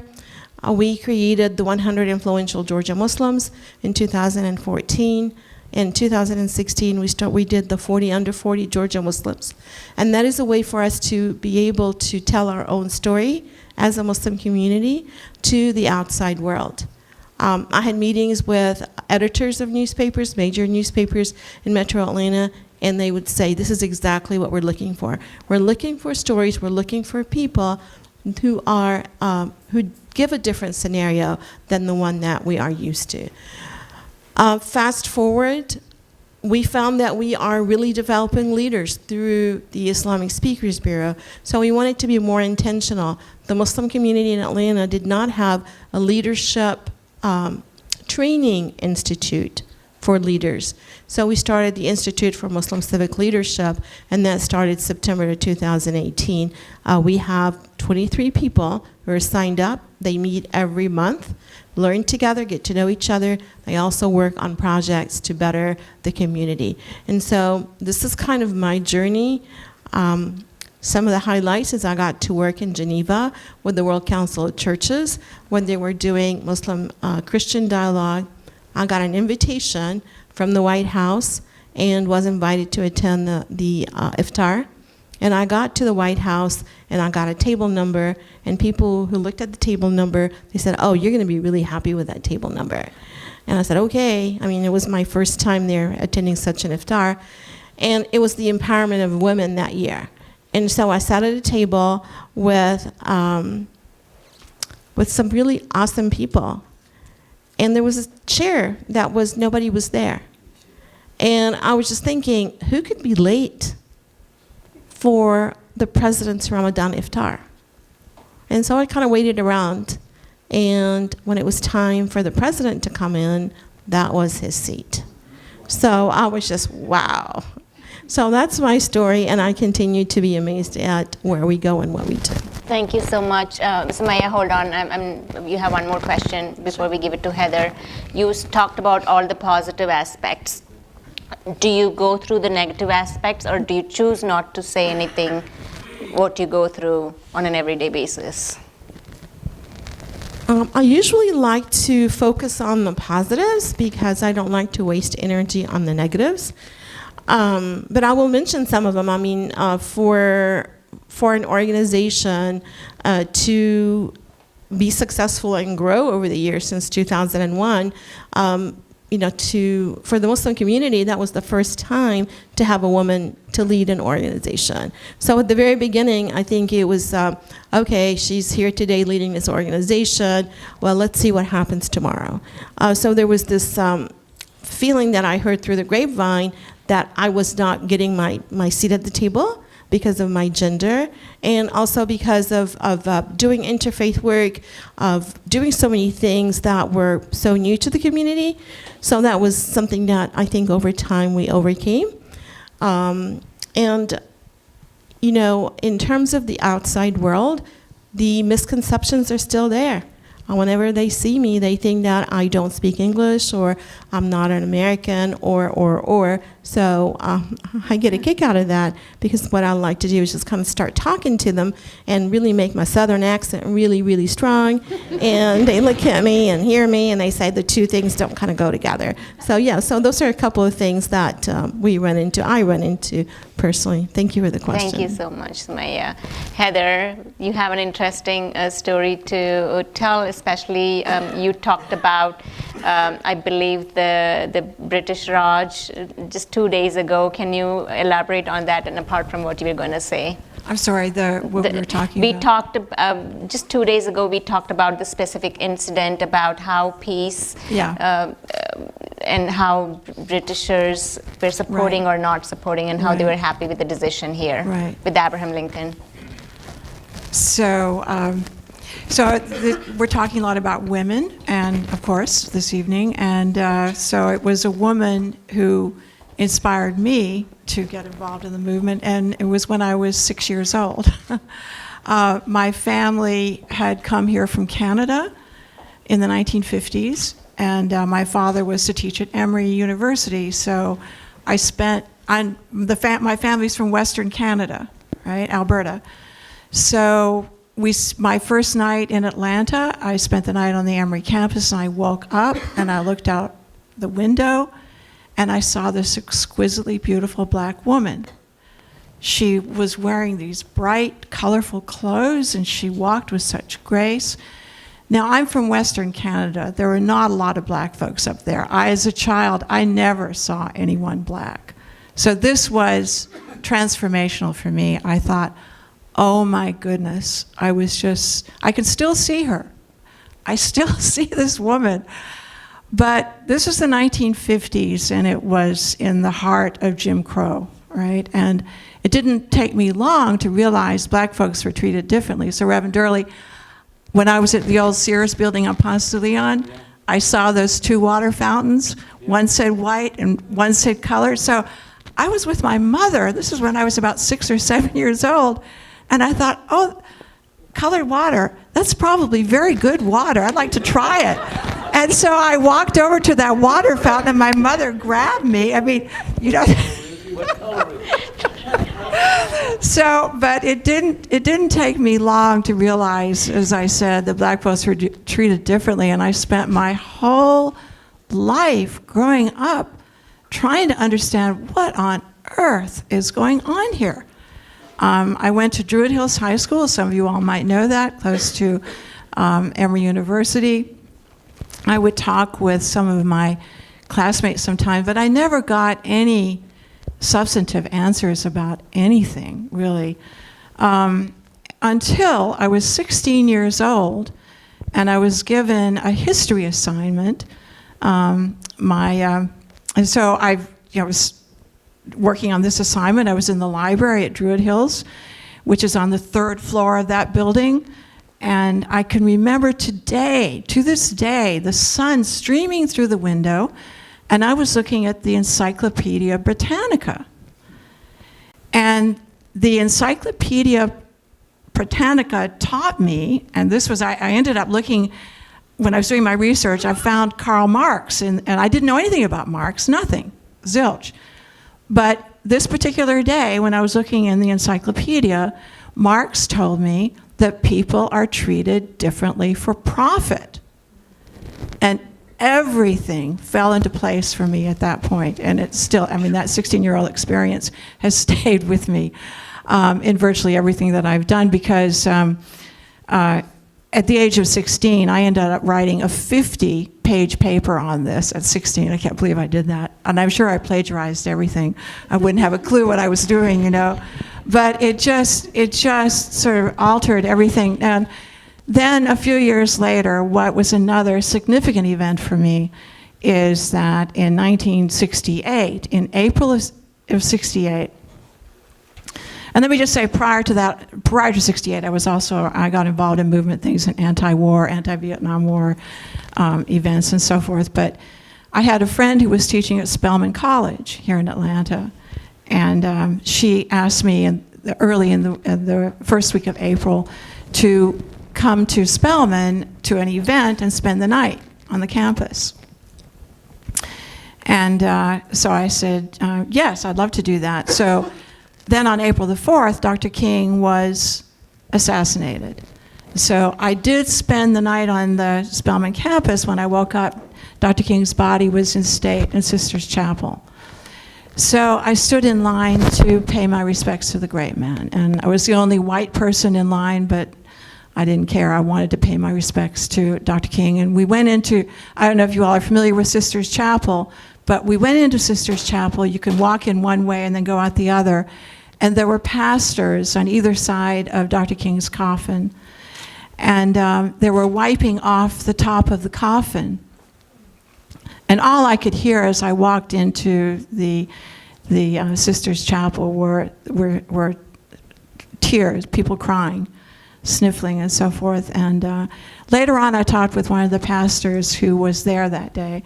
And I said, what were you all doing? And this is the metaphor that I have used consistently in articles and so forth. But he said, when people were walking by Dr. King, they were crying so much that their tears were cascading on his body. So the pastors decided to put glass over the top of the coffin. So this is what they were doing. They were wiping away the tears. That's the metaphor. Then I assisted in the funeral as well. I was driving for the Student Nonviolent Coordinating Committee, picking up people. I won't go into all of that.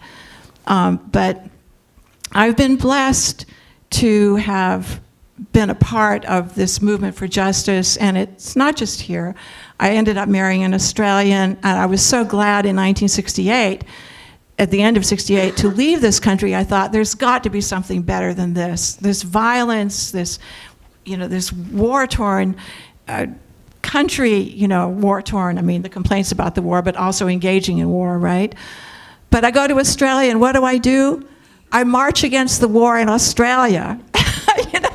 I start working with migrants in need in Australia and so forth. So I decided if that's just who you are, that's who you are. So, and even if the so-called revolution, whatever it is, takes place yesterday or tomorrow or the next day, if you are of that ilk, if you want to assist people, that's just what you'll do.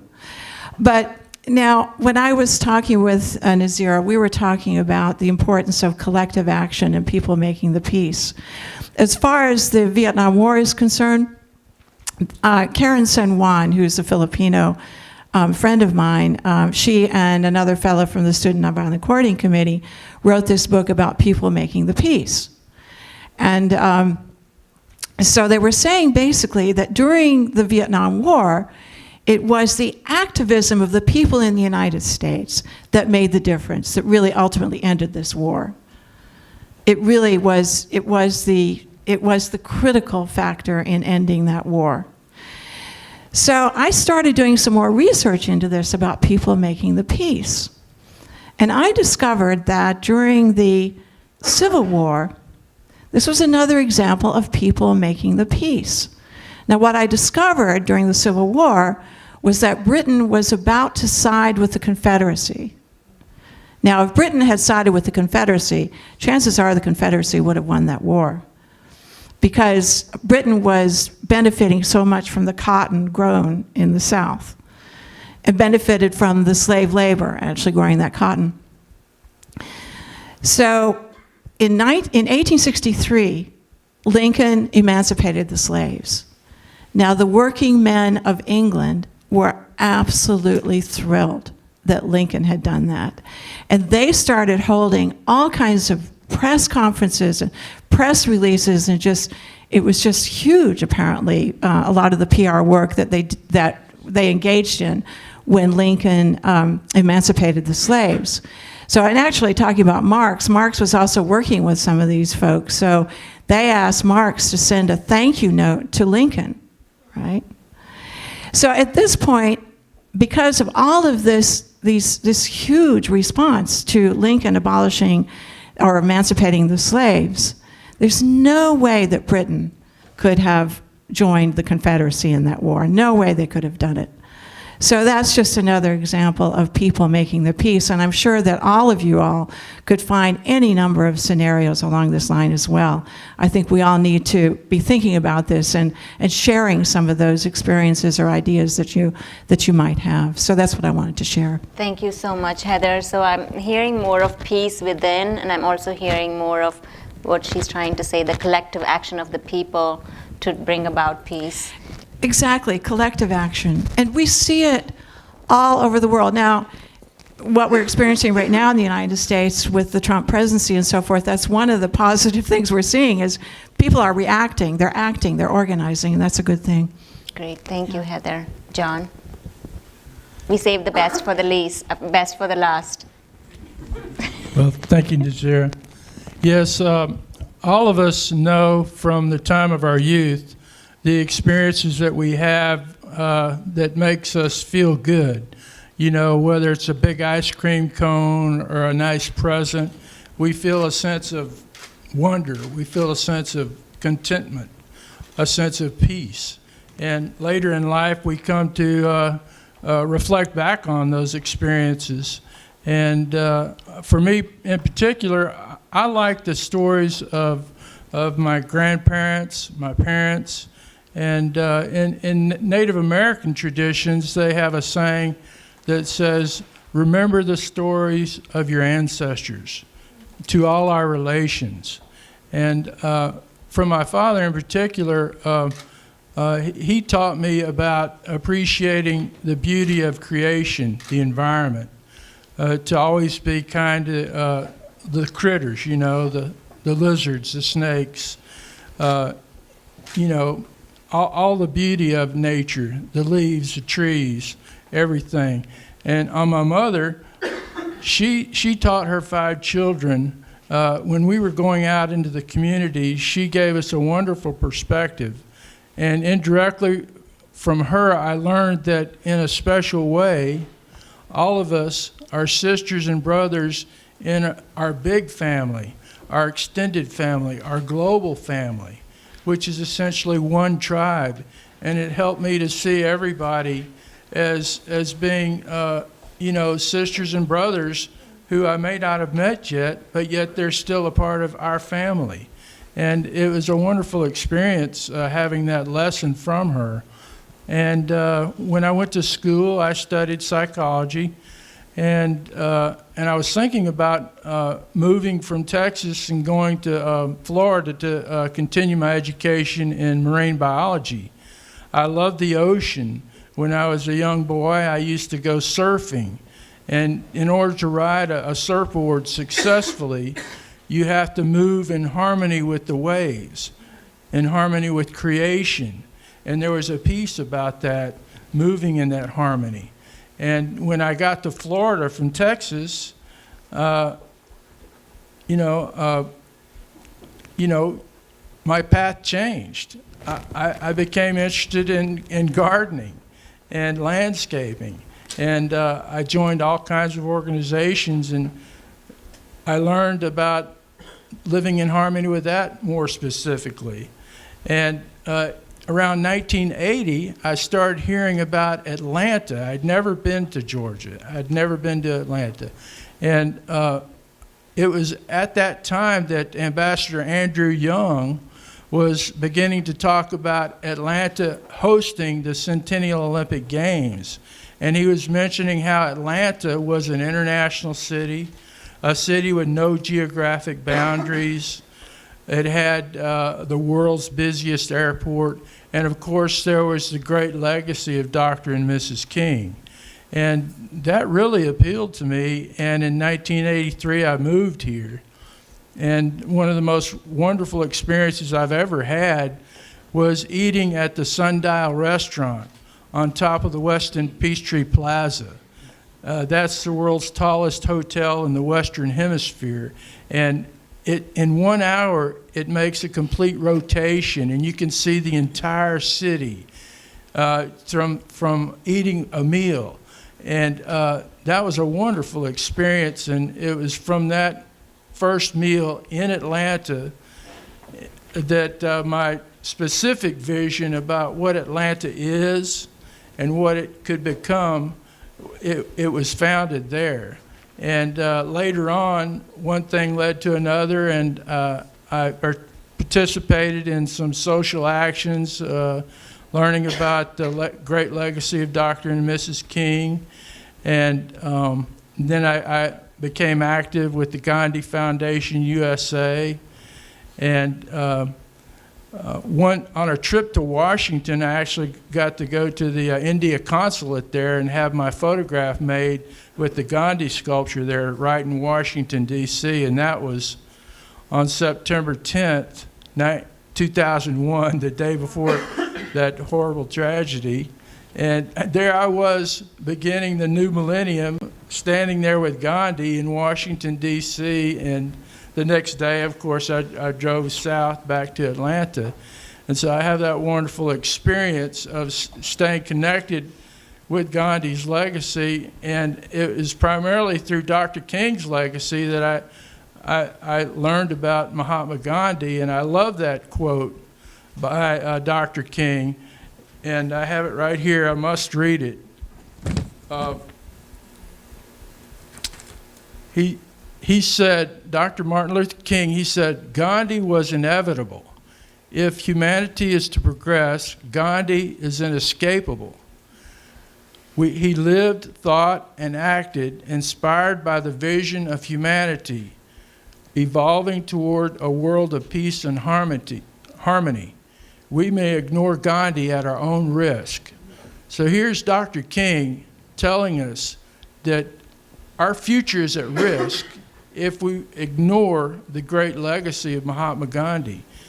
And of course, Coretta Scott King was a great proponent of Mahatma Gandhi as well. And, their legacies are connected directly through the day in which they died. They died on January 30th, in different years, of course. Coretta Scott King died January 30th, 2006, and Mahatma Gandhi died January 30th, 1948. And so their legacies are connected through that memorial date, which is actually next Wednesday.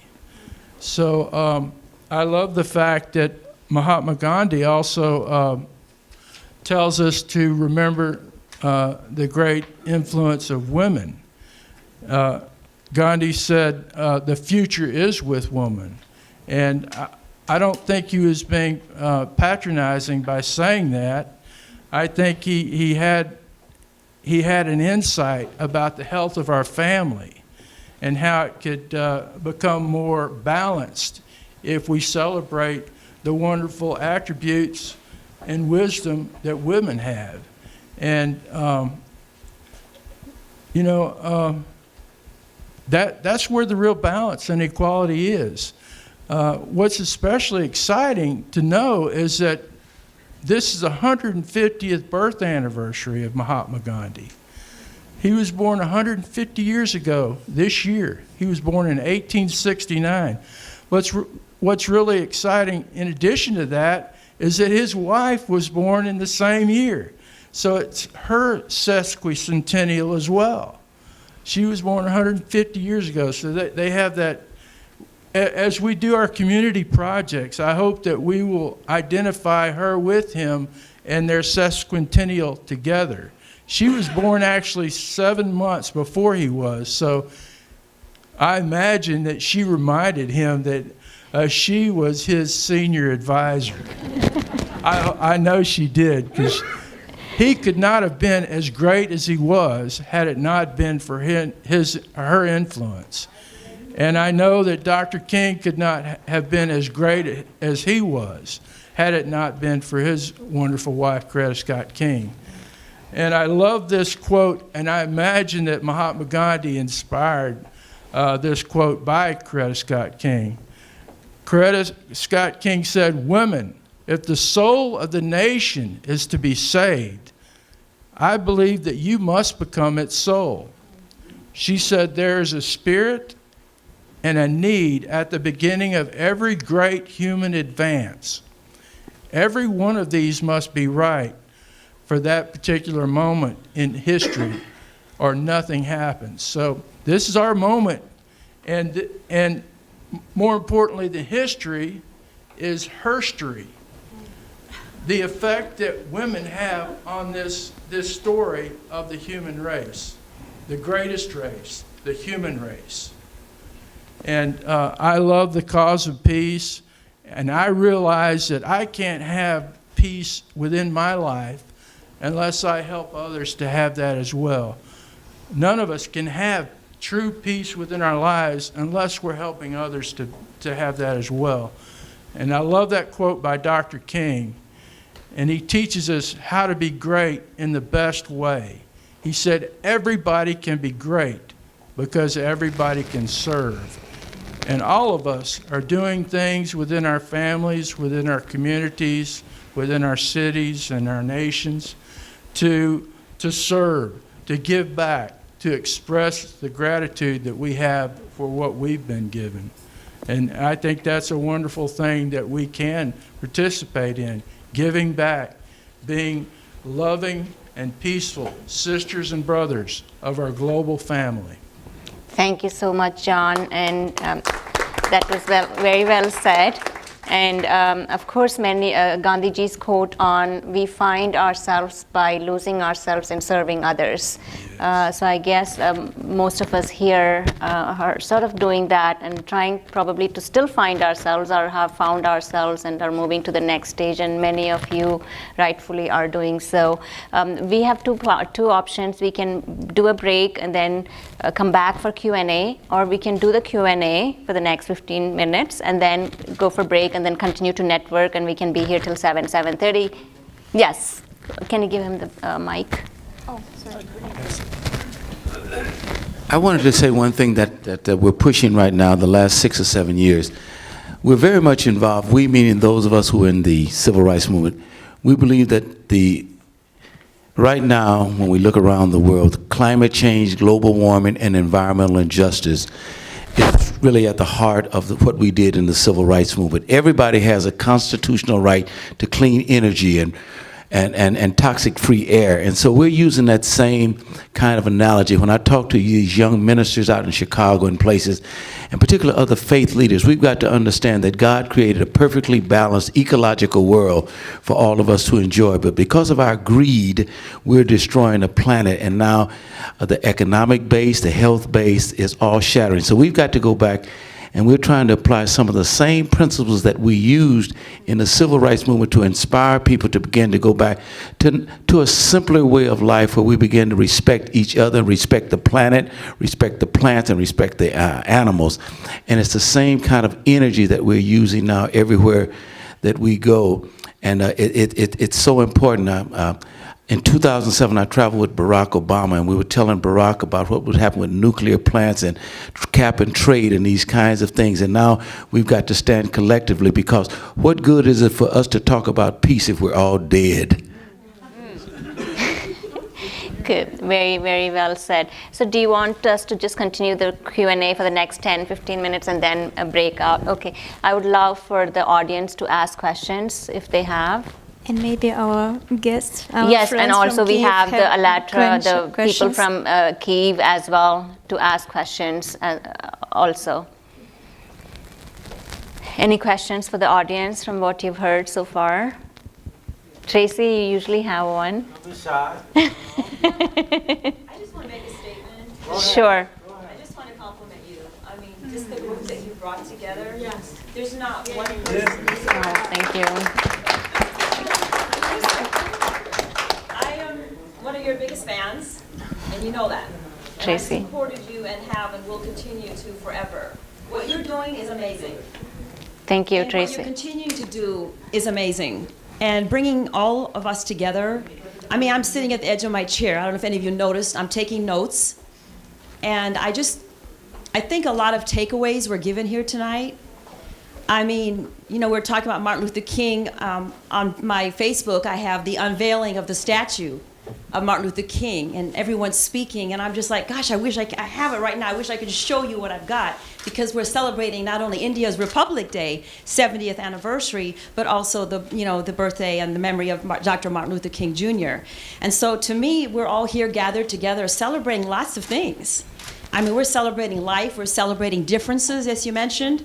We're trying to find out who we are. I will tell you, my father and my mother will tell you right now that I still don't know who I am, what I want to do, because I'm changing. You guys have changed me already. All of you here have already made me look at life differently. And if I can, like you said, Ms. Geeta, if I can love myself, I will love others.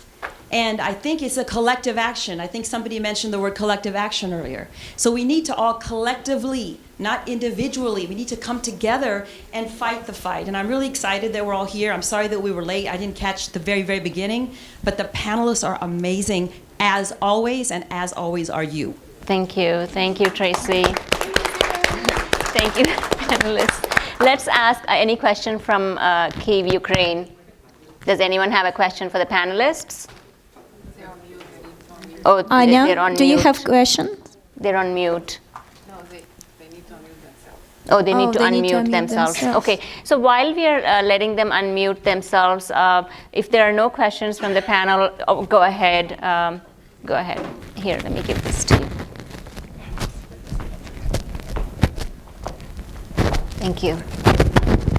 Yes, I would like to not take anything from Dr. King, but if we look at the history of the movement, there's a book that I recommend that each of you read. It's At the Dark End of the Street. And it's about the movement and who ran the movement. Okay, it wasn't the men. The men were pretty much catapulted to the leadership position. But it was people like, and again, not taking anything from Sister Rosa Parks, but Fannie Lou Hamer. Okay, we tend to forget all of those that were in the trenches that get left by the side. So one of the things is that we have to study the history of the movement, and we have to start to write the narrative ourselves rather than allowing other people to write our narrative. Thank you. That's very well. Thank you so much, Bilal. Very well said. Thank you, thank you so much. And do we have a question from, or any comments from the question, or we have the question ready? Yes, they're waving. I Okay. can see them. Okay. Do they have a question? So is it 1 a.m. for you guys, and you're still awake? Isn't that commitment? Wow. Can you tell them to them? We're not able to hear you. Hold on. Wait. I think I know what it can do. Okay. Let me try. Do you want to put it? Okay. Wait. Yes, hold on. We're almost there. We're almost there. I need to just to find the. But we really loudspeaker. appreciate you, the whole team, for listening to us and listening to the various perspectives of the panelists. Give us 1 second, we'll figure it out. So as Marina is figuring it out, any of you, I had this whole questions prepared here, but unfortunately we didn't go into any of these questions because you all had so much interesting interesting stories about your life to say, which makes it real, right? You didn't have to make up anything. It's your real. Only you can tell your story. We really didn't talk about politics or government.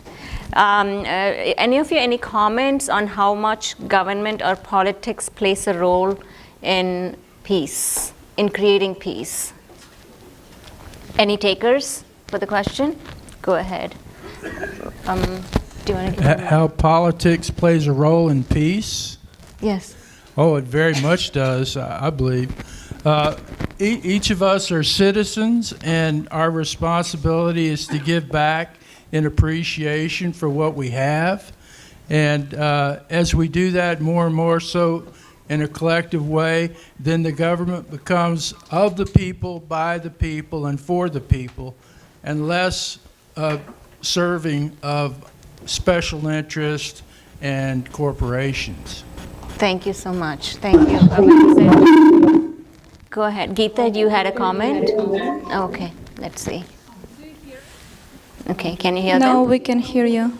Okay, do they want to text? Do they want to text? We love you. Well, maybe you can do something with this sound. We can hear you now. Yes, you can hear us? Lido, can you close your window? Yes. Yes. Go ahead. Go ahead. Yeah. Oh, great. We wanted to say, no echo coming. Okay, good. We wanted to say, express our gratitude for this wonderful meeting, because each of the panelists was a great experience and learning from you, learning your stories about how important moral and spiritual values are, of how important it is to, bring and nurture this inner spiritual nature inside yourself. And we have a question also to each of the panelists. In the Universal Brain Project of Alatra International Public Movement, we research common spiritual values which are in each religion, like in Hinduism, Zoroastrian, Christianity, to bring and connect people together. And in all religions, there is this notion that human is, first of all, spirit. We can read it in Quran, we read it in Bible, in Avesta, we read it in Tripitaka, everywhere. And so this is the question: how do you think, in order to bring back, to find peace, how important it is for people everywhere on earth to come back to his own spiritual nature, to discover it, to discover his real self, his true self, this internal Alatra, how important it is for people all around the world to cognize themselves, first of all, as spirits, and as one of the panelists said, as one family, because we are all united in spirit. And so this is the question, and we will be really happy to hear answers. Thank you. So as I understand, the question is, in order to spread peace globally, how important is each of us to discover ourselves? Did I get that right? Okay. So anyone wants to answer that? Geeta, go ahead. I would like to share a few things that Dada J.P. Vaswani gives us tools so that we all can practice. We are all humanity. He says creation is one family. So that includes the animals and the plants and the human beings. In order for us to grow in peace, first of all, we have to realize it's one family. Second is, there will be differences, but we do it amicably. And the third is, little by little, as you discover yourself, you work on yourself first. Instead of fighting for the peace, you stand for the peace. There's a difference. Mother Teresa said, if you will walk for peace, I will join you. But if you're fighting for peace, I will not join you. And another thing that helps is forgiveness. As we keep on forgiving ourselves and others, then we find ourselves in more with our peace with ourselves. Once Dada was asked in Africa that you are so knowledgeable, you're so religious, you're spiritually evolved, why do you come to world conferences for religion? Dada said, to find friends. If one is friend to another, then there will be no wars. It's such a simple, it looks like such a simple answer, but once we realize that we are friends, then there will be no war.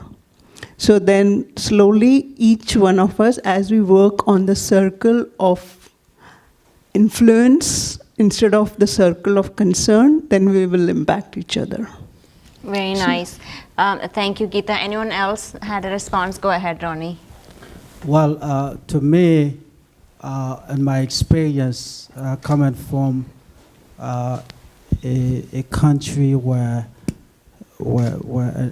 coming from a country with dictator, run the country for over 70 years in Haiti, and come to America and see the foundation of legacy, the foundation of democracy, the foundation of freedom of speech. And then here I'm leading a company that bringing colors as a tool to bring peace, to bring love, to bring happiness, to end the sanitation solutions in places where people are living in very bad conditions.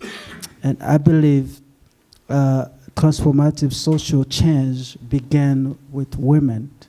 If you look at all of us here, whether we are gay, we are lesbian, we are women, we are men, we are young, we are children, we all have a mother. And the peace, the freedom, the transformative social change should start with women.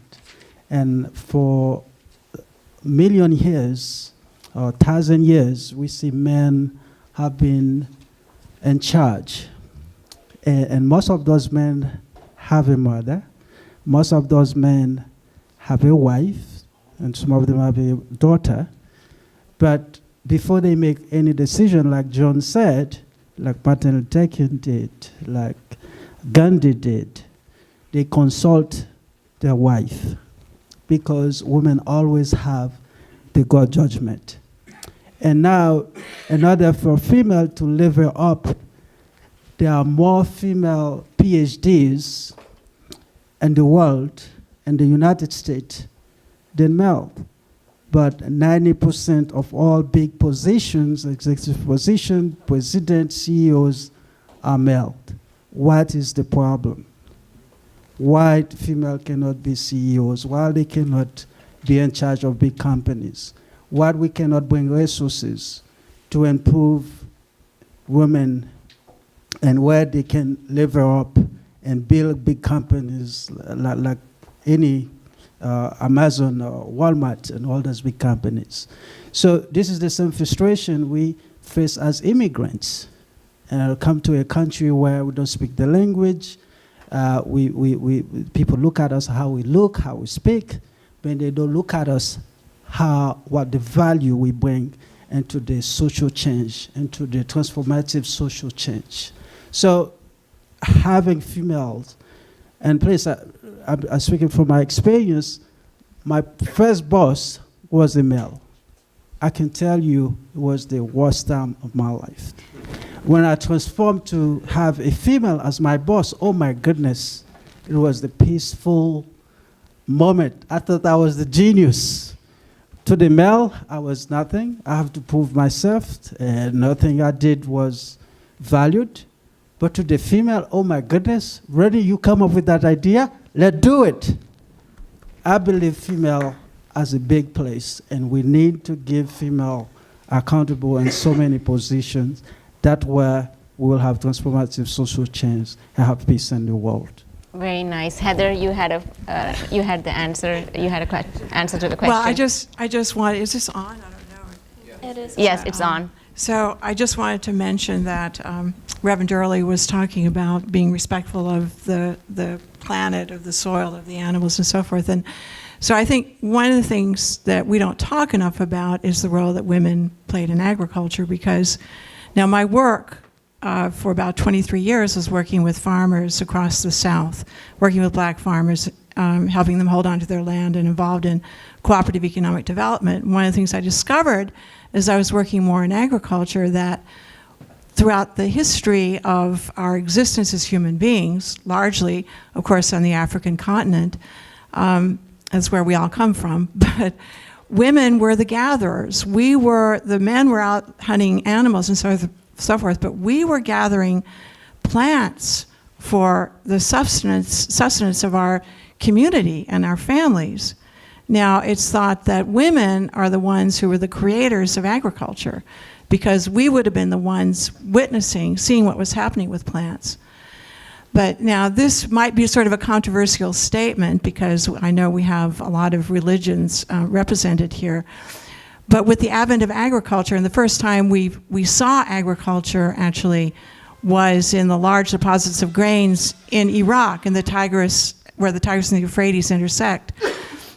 Okay, so when human beings began to see that they could be stationary rather than seeking food through hunting and gathering, that's when a lot of exploitation started as well. Now, prior to that, in the African continent, in most religions, there were female goddesses, right? But with the advent of agriculture, the goddesses were taken away, and I think it's because they wanted to have a male god that would make sure that the workers were compliant. That was not just true in the African continent and ultimately in Europe, but also in South America, where they wanted to make sure that the god was male. So I would like to recommend that we begin looking at female goddesses and studying this and understanding it, right? And understanding the role that women have played, just generally. So, thank you. Yeah, and Can I add something? Yes, go ahead. And actually today on our stand we have one picture that puts all female goddess through the whole human history. Excellent. And we were studying that actually very, very deeply, because it's a very interesting topic. So that's for the very big reason we don't hear about female goddess anymore. And it's actually very, very, I would say, so we need to study that topic. Exactly. So please join us. So our Universal Grain Project is very, very interesting. So we are studying, scientifically studying all cultures, all religion from the world, even the religion that don't exist anymore. But we are looking for the source where they started.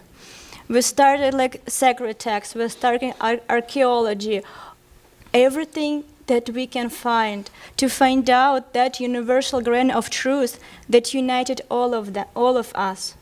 And when we see that, so we understand that we just use different words to define something, but we were all all the time we are speaking about one. We just call it with the different names. And when you realize it, that we are all the same, so there is nothing that we should fight for. And we also realize that there is nothing that separates us. And the old problems, all consequences that we see right now, in the world, all our, I would call it social disease. It's just the consequences of losing that universal grain.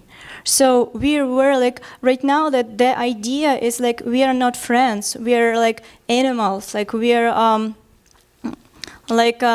we need to fight for something. It's so popular through the mass media today. So I believe we really need to light up the topic of unity, friendship, to show everybody that we can survive only if we will be one family. Great, very well said. Can I just mention one other thing? Yes. Pardon me, I just wanted to mention that, and I meant to say this as well.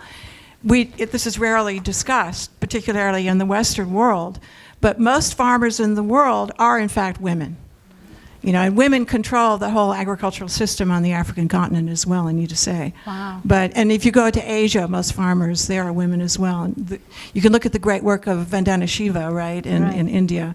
So thank you. Thank you so much. And Reverend Durley, and as we finish, also if you can start, after your comment, if you can start with the 30-second closing comments with each of the panelists. Starting with me again? Yeah, but finish I was your going to comment. say, since we talked about women, and we're talking about January the 26th, 2018, there's one woman that shut President Trump down. And I'm glad about it. I'm not going to get political, but I thank God that she stood up when men were walking in different directions. She stood her ground about what she wanted to do, and she brought it around. It took a woman.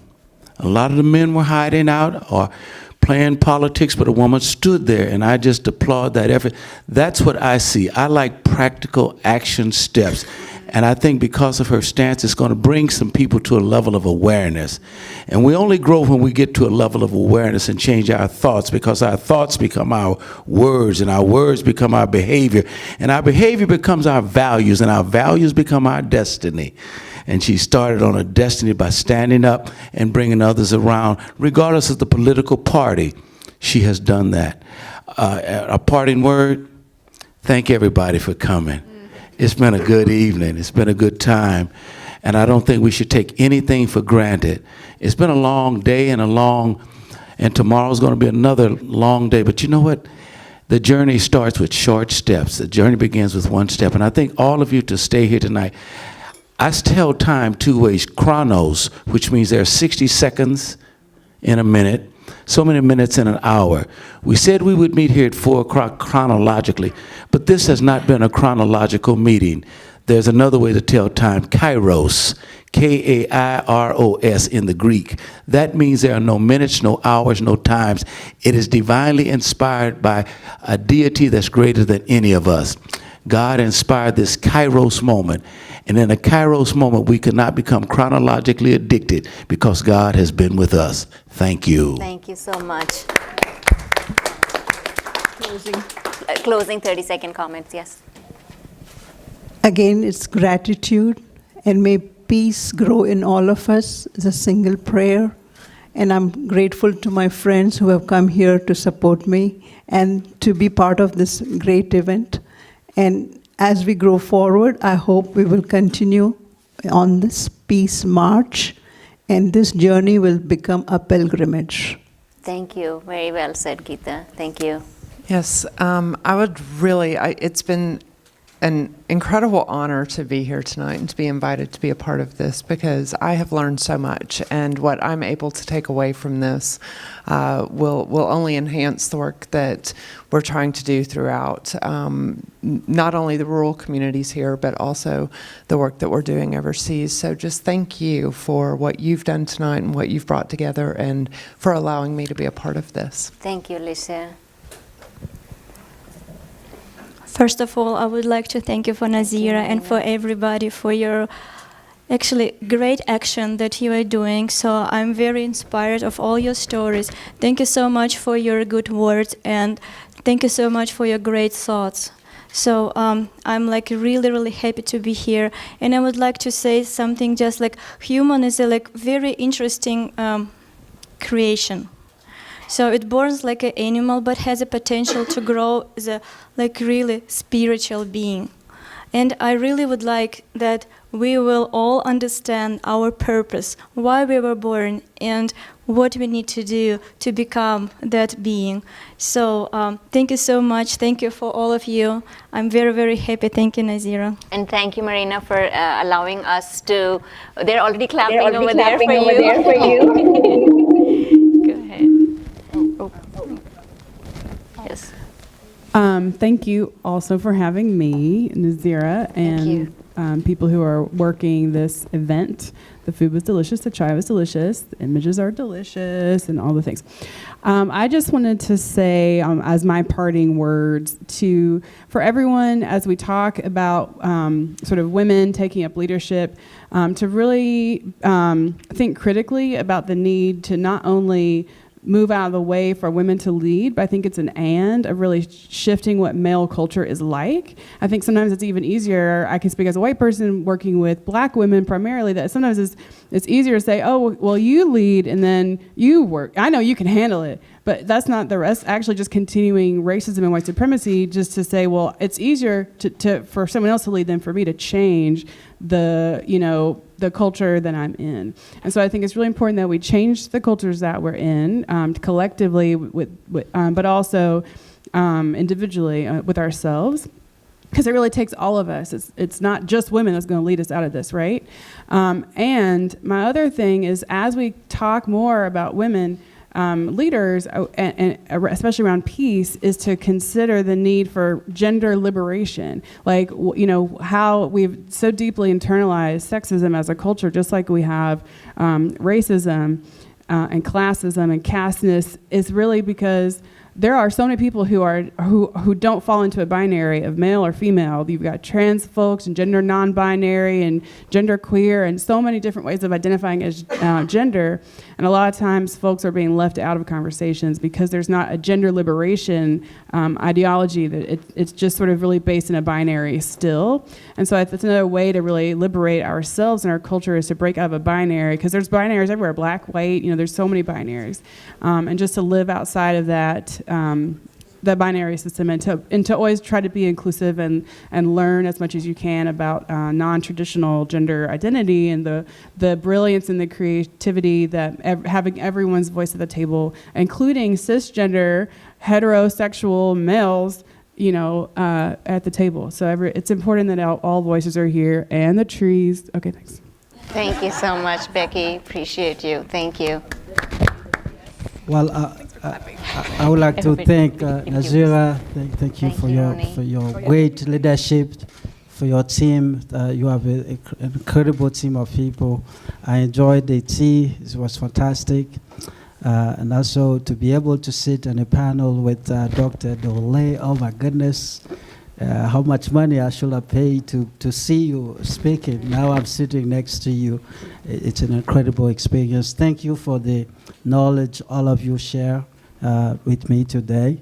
John has been a good friend for a very long time. But I will leave you with one quote by Martin Luther King Jr. You already know. It said, "The time is always right to do what is right." And this is what you've been accomplished today, Nazeera. But I also want to say that knowing colors is important. And if Gandhi can use salt that you put in your food to motivate 60,000 people to liberate the Indians from the British Empire, and Martin Luther King used a boycott strategy to bring freedom and civil rights movements. And I'm sitting here as a Haitian who come here in this country using color to really bring peace and love and passion. I think we all can embrace that because everyone loves colors. Thank you. Thank you, Ronnie. My word is gratitude. Gratitude to you, Nazeera, for inviting me. Gratitude for each one of you all on this stage. I learned something, at least, from each and every one. Gratitude for all the people who came out here to listen to us and having this conversation. My challenge to myself and to everybody here is to take one takeaway. Either somebody said or you kind of processed, and act on it to bring peace, either to yourself, to your families, to the communities, and to the world. We are capable of doing that. So that's my challenge to all of us in here. Thank you. Thank you. Thanks. Yes, Nazeera, I want to thank you so much as well for inviting me, and I just so enjoyed hearing everyone's comments, and I learned a lot as well. So I don't know where else to go with this except to say that I have also been quite involved with movements on the African continent, and so I need to end by saying, as they say in Southern Africa, a luta continua, the struggle continues, right? And that means not just the struggle, but we continue to struggle to learn and to work in the movement and to work for justice. So that's my final comment. Thank you. John.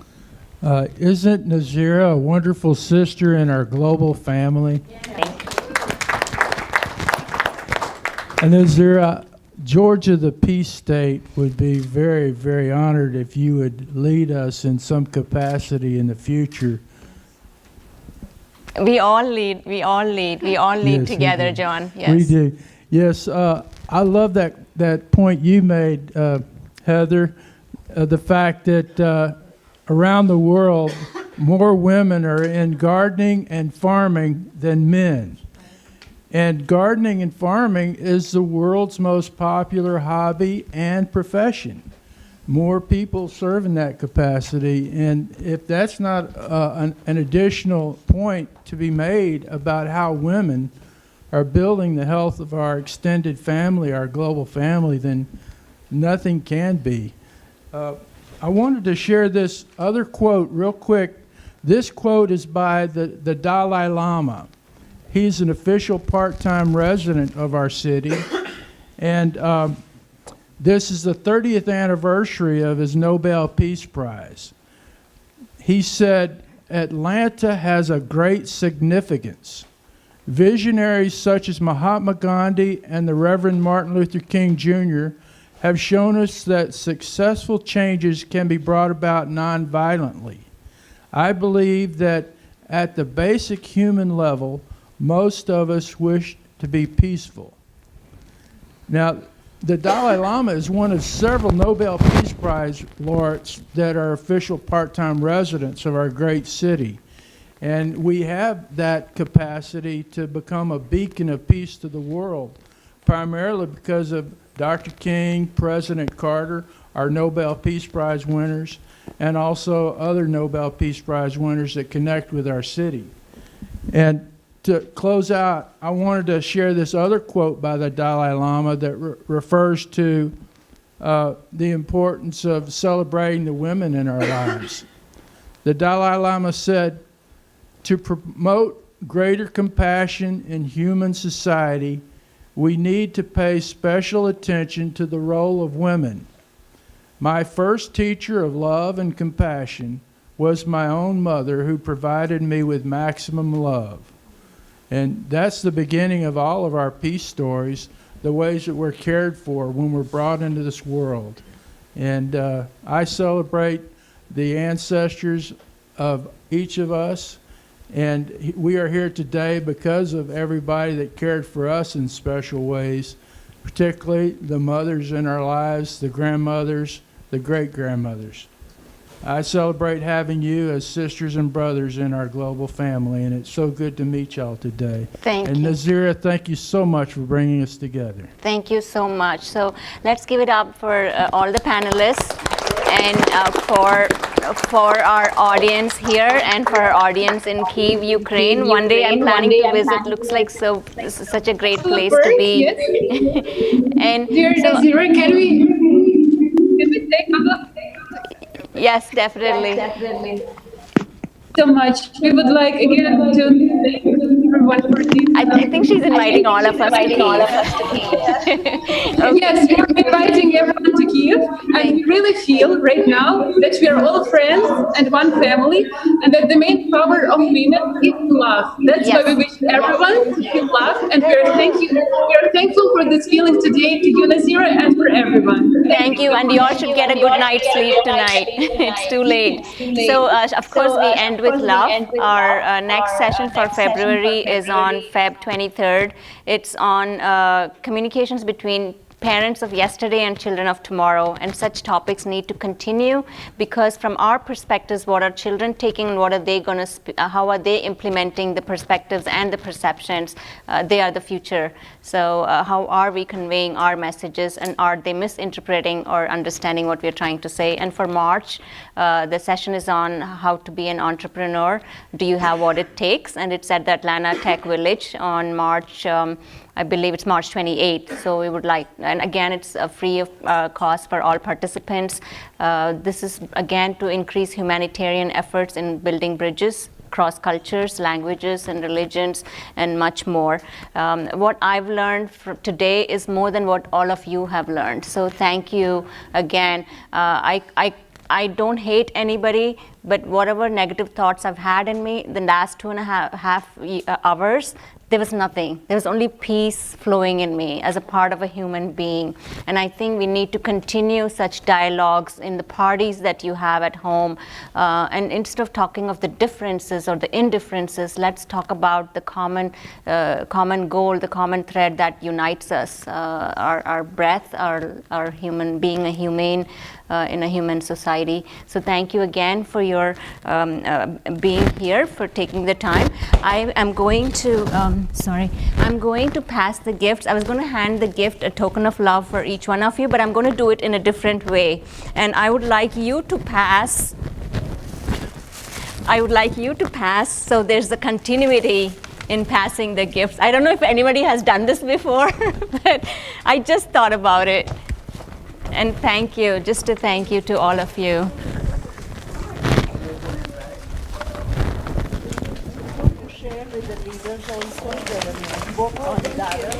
Oh yes, thank you. There are more and more coming for the goodness that they've given us their time this evening.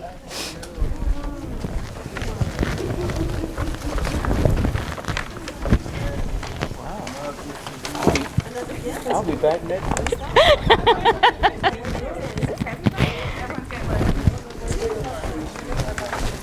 I think this is the last one. Yeah.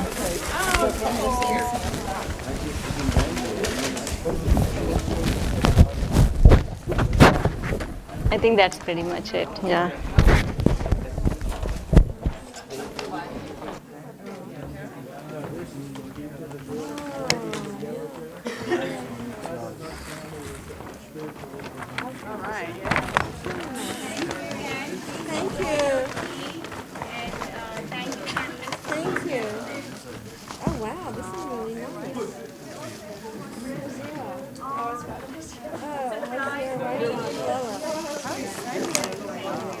Look how easy this is to read. I don't have to squint or anything.